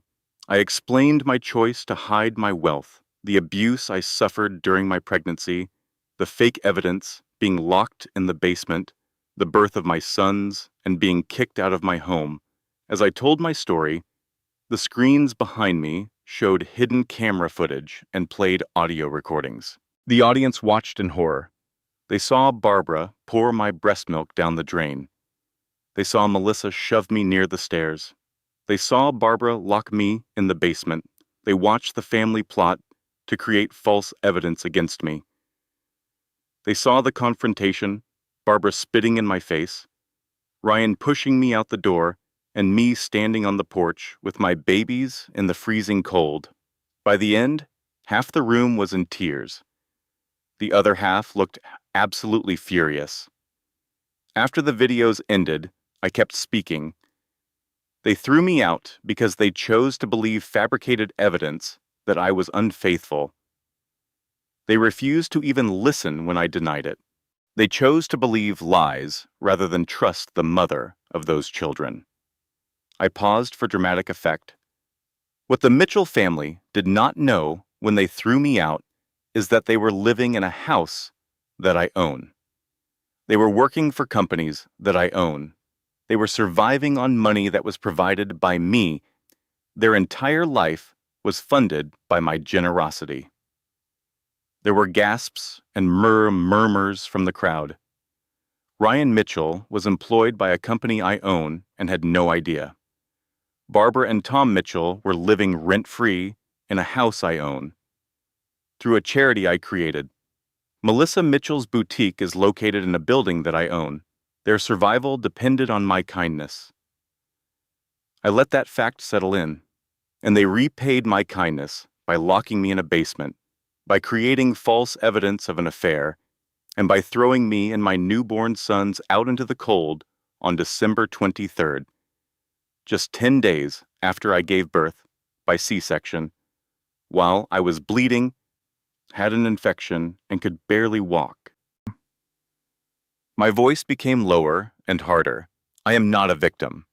I am a mother who will always protect her children. I am a CEO who will not stand for abuse. I am a woman who will not be silenced or thrown away. I changed to the next slide, which showed photos of Ryan, Barbara, and Melissa.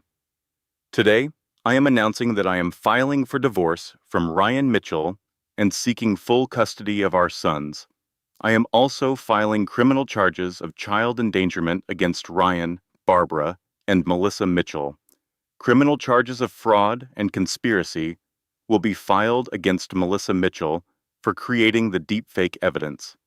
Embezzlement charges will be filed against Barbara Mitchell for stealing $127,000 from her husband.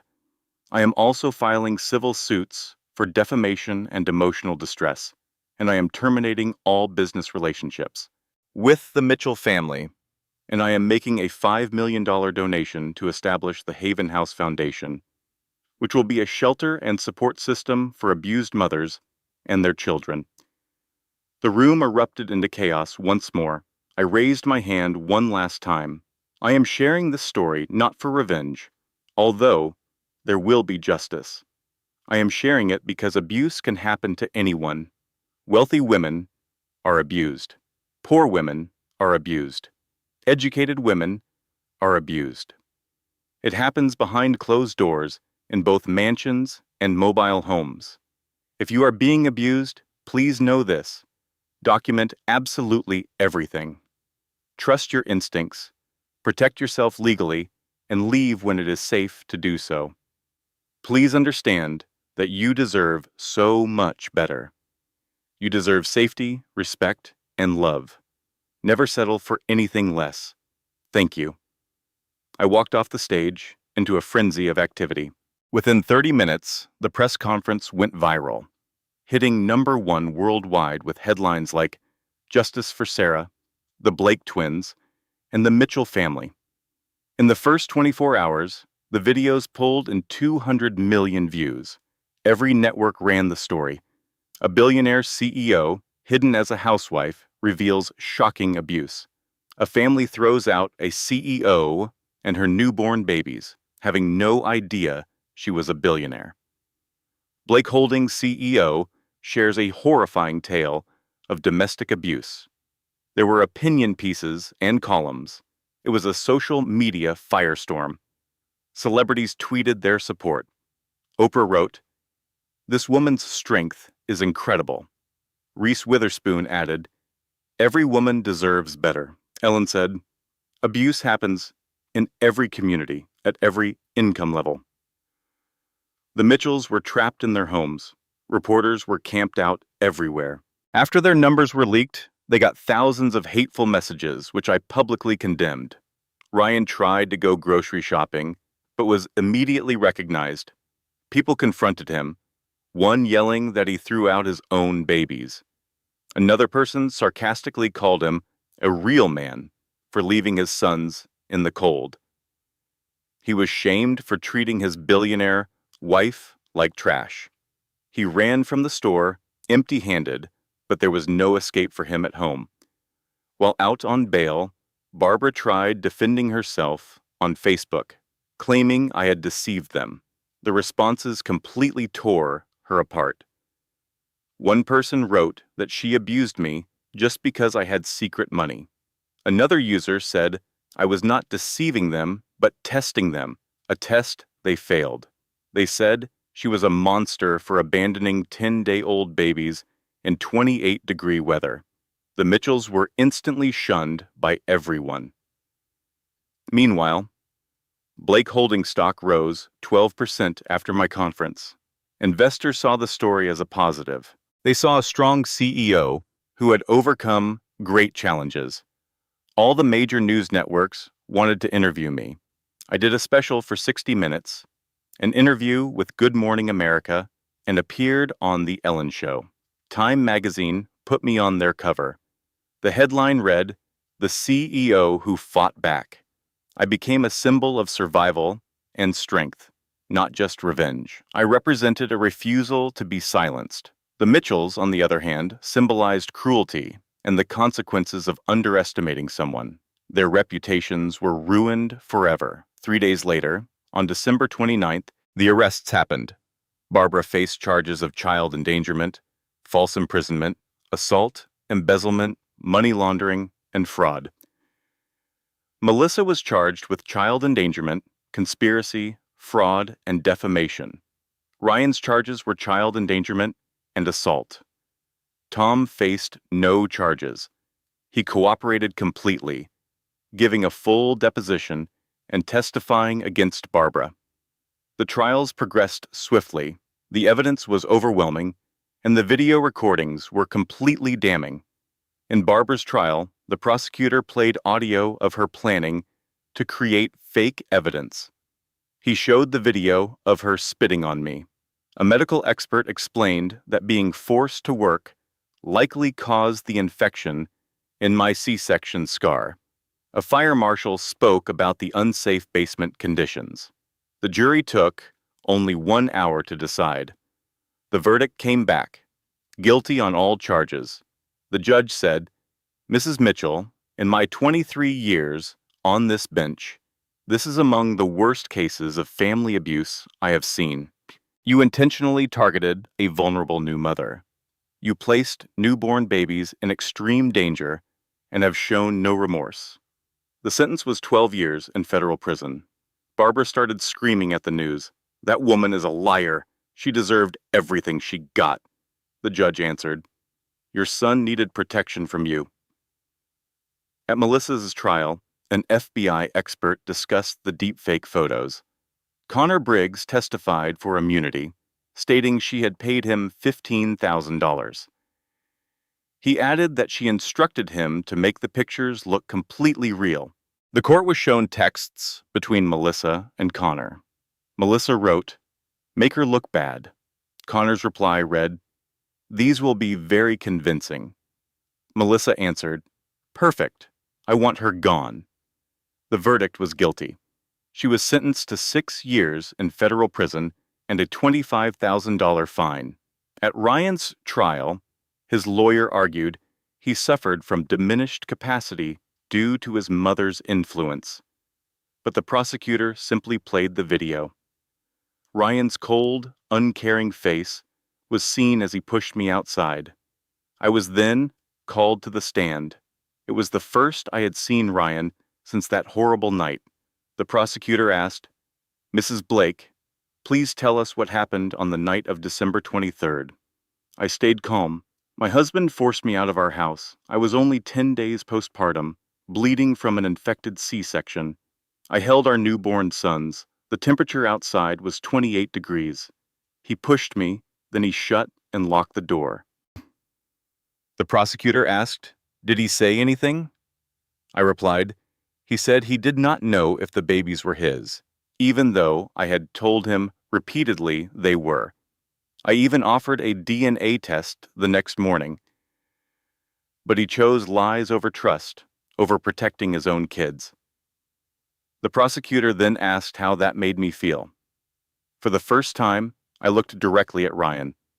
I felt betrayed, heartbroken, and utterly alone. Ryan was crying openly in court. The verdict was guilty of child endangerment, but not assault. The jury felt he had been manipulated. His sentence was 3 years probation, mandatory therapy, supervised visits only, and $3,000 a month for child support. The judge added, "Mr. Mitchell, your weakness allowed the abuse of your wife and sons. You were too cowardly to stand up to your own mother. You chose loyalty to an abuser over protecting your family. I hope every supervised visit reminds you of exactly what you lost." I sued all three for emotional distress. The jury awarded me $2.5 million from Barbara, $1 million from Melissa, and $500,000 from Ryan. I gave every cent to the Haven House Foundation. I told reporters, "I do not want their money. I want them to know that actions have consequences. I want other abusers to see what happens when you target the wrong person." It was a late spring evening. My penthouse now has a rooftop garden. I built right after moving in. Logan and Lucas toddle on the grass, chasing bubbles that Emma blows for them. Emma's daughter, Sophie, who is now 4, helps them catch the bubbles. I am on a wooden bench, watching. I am in jeans and a faded Georgetown tee. I have no makeup on, my hair in a messy ponytail. I look at peace. Emma stops with the bubbles and sits next to me. "Are you okay today?" she asks. I nod. "Yes, it is a good day. Dr. Morrison says I am making progress. I sleep better most nights, and the nightmares are less frequent." "That is good," she says. We watch the children play. You know it is okay to not be okay, right? You do not always have to be the strong CEO. I offer a weak smile. I am so sick of being called strong. I do not feel strong at all. I feel like I am held together with stubbornness and tape. "That is called being human," she replies. "That is stronger than pretending you are fine." Logan runs over, trips, and falls. He instantly starts to cry. I rush to him, pick him up, and check him. "You are okay, buddy. Just a small tumble, see? Nothing is broken." Logan stops crying, wipes his nose on my shirt, and squirms to get down. He then runs right back to play. "You are an amazing mom, you know," Emma says. I watch my sons. I am a terrified mom. I wake up scared every single day. I am scared someone will try to take them. I am scared I will mess them up somehow. I am afraid I am not enough for them. "That is called love," Emma says. "You are doing it right." A car pulls into the lot below. Tom gets out, carrying a shopping bag. I tense up slightly. Old habits die hard. He calls up to us. "I am a few minutes early. Should I wait?" "No, come on up," I say. Tom climbs the stairs to the garden. The boys spot him and run, shouting, "Pop, pop!"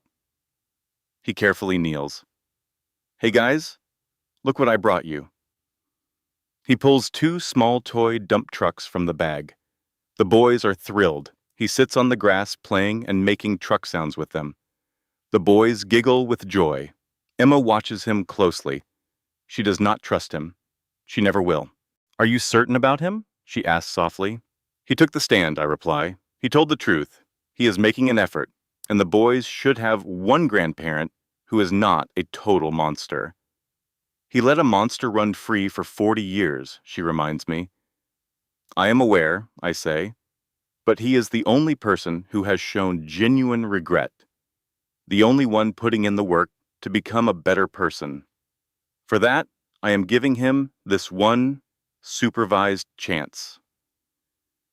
Tom glances my way, and our eyes meet. He silently mouths the words, "Thank you." I give him a small nod.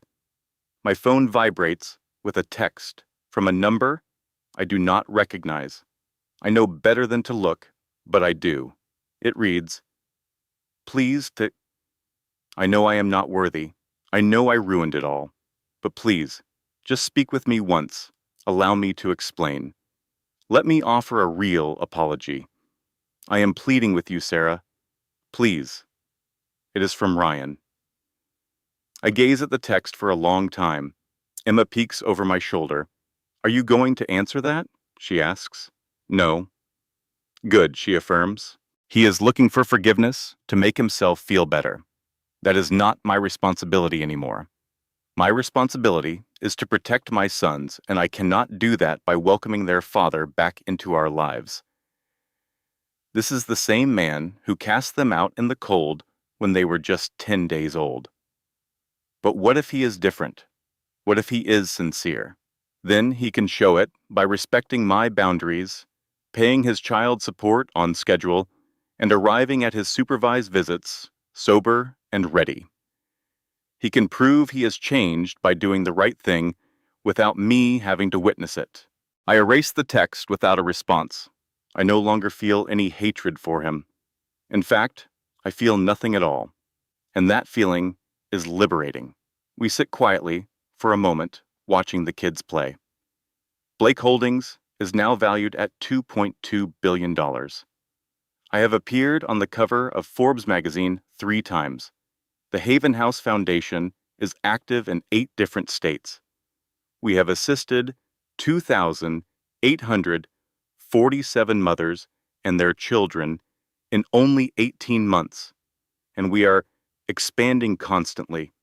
I personally guide survivors of abuse, deliver speeches, and tell my story. I have started to date again, but it is nothing serious. I am just not ready, I told Emma. Maybe one day, but for now, my boys and my work are everything. Ryan has a job at a car wash, earning $15 an hour. He rents a studio apartment in a dangerous part of the city. He gets to see his sons once every month at a supervised family center. With every visit, the boys cry. They have no idea who he is. They refer to him as that man. And with every visit, Ryan cries as well. The court requires him to be in therapy, but he continues to go because he claims he truly wants to change. He sent a 12-page letter full of apologies, reasons, and requests for me to forgive him. I never responded. He did frame a single picture of me holding our twins at the hospital just hours after their birth. This was before our whole world fell apart, before he destroyed our lives. He reportedly gazes at that picture every night, an unending reminder of all that he abandoned. He will never get another job in property management. His reputation is ruined in the field. Any background search instantly brings up his criminal record, the news stories, and the videos online. He is utterly and completely alone, a shattered man forced to accept the results of his actions. Barbara is now 2 years into her 12-year sentence at a federal prison in West Virginia. She is assigned to the laundry, earning 12 cents an hour, and has no visitors. Ryan tried to visit her once, but she turned him away. Tom has already filed for divorce.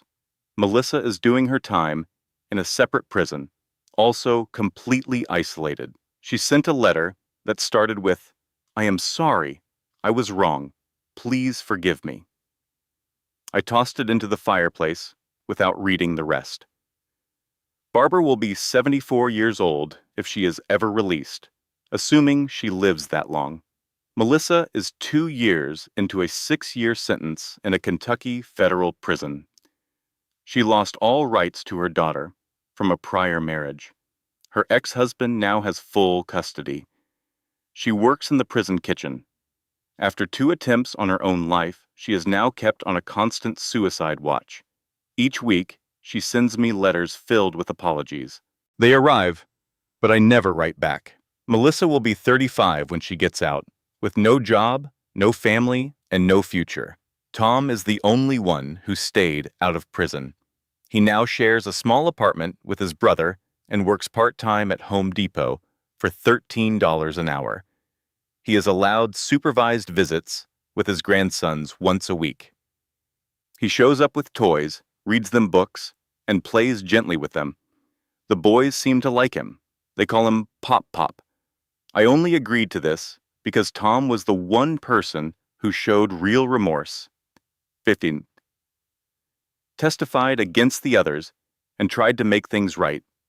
He cries every single time he sees them. "I'm sorry," he tells me every single visit. "I am so incredibly sorry for what I let happen. I do not forgive him. But I also do not try to punish him further. You stood by and allowed evil to happen," I told him once. "You knew it was terribly wrong, but you chose to do nothing. However, you also tried to help me, even if you failed. For that, I will give you this one thing. You can know your grandsons, but you will never, ever have our trust." He just nods his head and accepts it. He knows those are better terms than he deserves. The sun is starting to go down now, bathing everything in a golden light. Tom is walking the boys back to me. "Thank you for today," he says. "I'll see you next week." Then he leaves quietly. Emma is collecting Sophie's things. "Same time next week?" she asks. "I will always love you, boss," I tell her. "I am not your boss anymore. We're friends." "Fine," she replies. "Love you, friend." They give each other a hug, and then Emma is gone. I am finally by myself with my boys. Logan and Lucas are getting tired, rubbing their small eyes. "Okay, you two," I say. "Let's go inside for a bath, and then it is time for bed." Logan whispers, "Story, Mama?" "Yes, my sweet boy," I answer. "There is always time for a story." Then Lucas says, "Mama, stay." My eyes start to well up, but these are tears of happiness, tears of healing. Yes, Mama will always stay. Mama is never leaving you again, not even for a moment. I scoop both of them up in my arms. They are getting heavy, but I can still lift them. I carry them toward our house. People often ask me if I regret hiding my wealth. They wonder if I regret marrying Ryan, or if I would have chosen differently. My honest answer is that I regret nothing. Every single choice I made led me to this very moment. It brought me to them. They tried their best to destroy me, and for a while they did. I was shattered into a million tiny pieces on that freezing porch 18 months ago. But here's the one thing they never understood about breaking someone. You don't get to decide how they put themselves back together. I rebuilt my entire life, becoming stronger, smarter, and with a much clearer idea of what truly matters. I am not the same person I was before. I do not trust people easily. My home is now protected by a security system that could rival Fort Knox. I see a therapist 2 times a week and take medication for my anxiety. A surprise knock on the door can still send me into a panic attack sometimes. I have been damaged, that is true, but I am not broken anymore. There is a huge difference between those two things. For anyone listening right now who feels like they are in a dark place, I want you to know that I see you. 18 months ago, I was where you are now, I was standing in the bitter cold after losing everything. They had taken my dignity, my feeling of safety, and my family. I felt completely powerless. I thought I had absolutely nothing left. But I was wrong.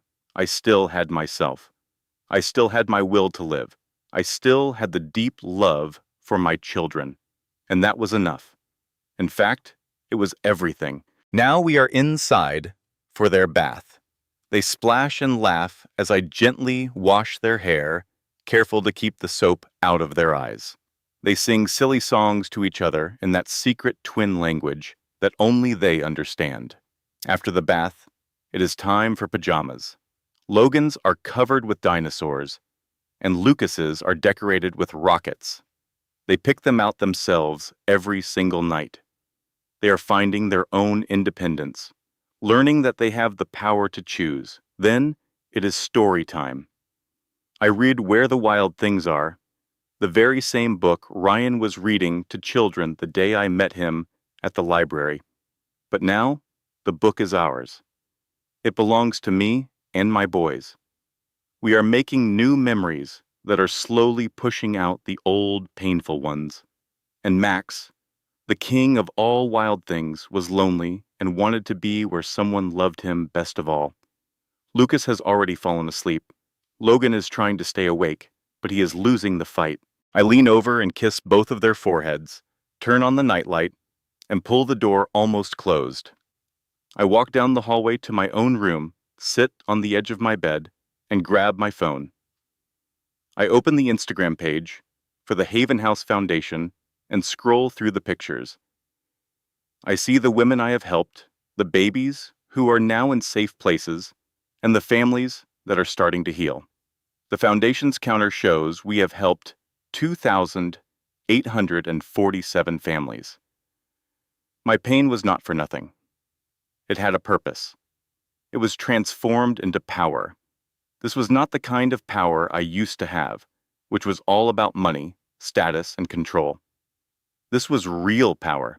It is the power to change lives, to break terrible cycles, and to save other people. I put my phone down and look at a framed photo on my bedside table. It is a picture of me holding the twins just a few hours after they were born, looking completely wiped out, but also radiant with joy. I won. My victory was not about sending them to prison. It was not about taking all their money. I won because I am finally free. I won because my sons are safe and happy. I won because I decided to fight for myself. I can hear the gentle sounds from the baby monitor, the calm, steady breathing of Logan and Lucas while they sleep. That night on the porch was the absolute worst moment of my life, but it was also the real start of my new life. It is a life where I do not have to pretend, where I do not have to hide, and where I no longer make myself smaller so that others can feel big.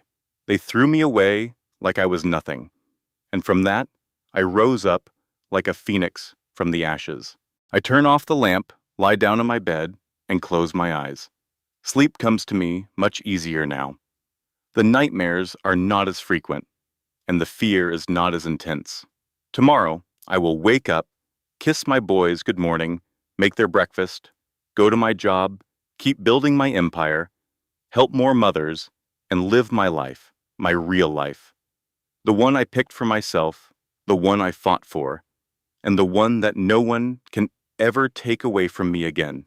My name is Catherine Sarah Blake. I am a billionaire. I am a chief executive officer. I am a survivor. But above all else, I am a mother, and I am free. The next morning, sunlight is pouring into the kitchen from the floor-to-ceiling windows. I am at the stove making pancakes while the boys sit in their high chairs, talking to each other in their own special language. Logan looks straight at me and says, "Mama happy?" I stop what I am doing and just stare at my son. I truly see his wonderful face, his total innocence, and his complete trust. Yes, my sweet boy, Mama's very happy. Then Lucas holds his little arms out to me and says, "Love you, Mama." My eyes fill up with tears again, but they are the good kind. They are tears of relief and healing. I love you both too, more than anything in the whole wide world. I lean down and kiss both of their heads. They both start to giggle and get their sticky pancake hands all tangled up in my hair. I do not even care. Emma comes in with coffee and hands me a mug. We stand there side by side, just watching the boys eat their breakfast, messy and full of joy. You really did it, she says. You know, you survived. I just smile. We did it, I correct her. I never could have made it through any of this without you. So, what's next? She asks. You've already gotten your revenge. You have built a whole new life, and you have started a foundation. What is the next big mountain you are planning to conquer? I look over at my boys, at this life I have managed to create. This safe, happy, and free life. Nothing, I tell her. There are no more mountains. Just this. Just being here with them. Just living our lives. That is enough for me. That is everything. The boys suddenly start laughing at some secret joke between them. It is that pure, unfiltered happiness that only a toddler has. I find myself laughing right along with them. It is a true laugh, completely free and open. This is my life now. This is my family. And this right here is my happiness. Thank you for listening to my story. If this story made an impact on you, if it brought to mind your own resilience, or if it provided a glimmer of hope in a dark time, please press the like button and leave a comment to share your perspective. What would you have done if you were in Sarah's position? Your own experiences are important, and I would be honored to read them. If you can think of someone who could benefit from this message, please share this video with them. And if you are new here, please subscribe to our channel and activate notifications so you do not miss another story like this one. Always remember, someone can break you down, but they do not get to dictate how you rebuild. You are much stronger than you realize. This material was thoughtfully researched, written, and manually polished by our staff to offer you valuable lessons and encouragement. Every single story we present is designed with the goal of empowering you to conquer life's hurdles and find the power that lies within you. This content was carefully researched, developed, and manually edited by our team to deliver meaningful stories with valuable life lessons. Every narrative is crafted to entertain, inspire, and empower our audience. We believe that great stories can change lives, and we are committed to bringing you content that matters. Thank you for being part of our community.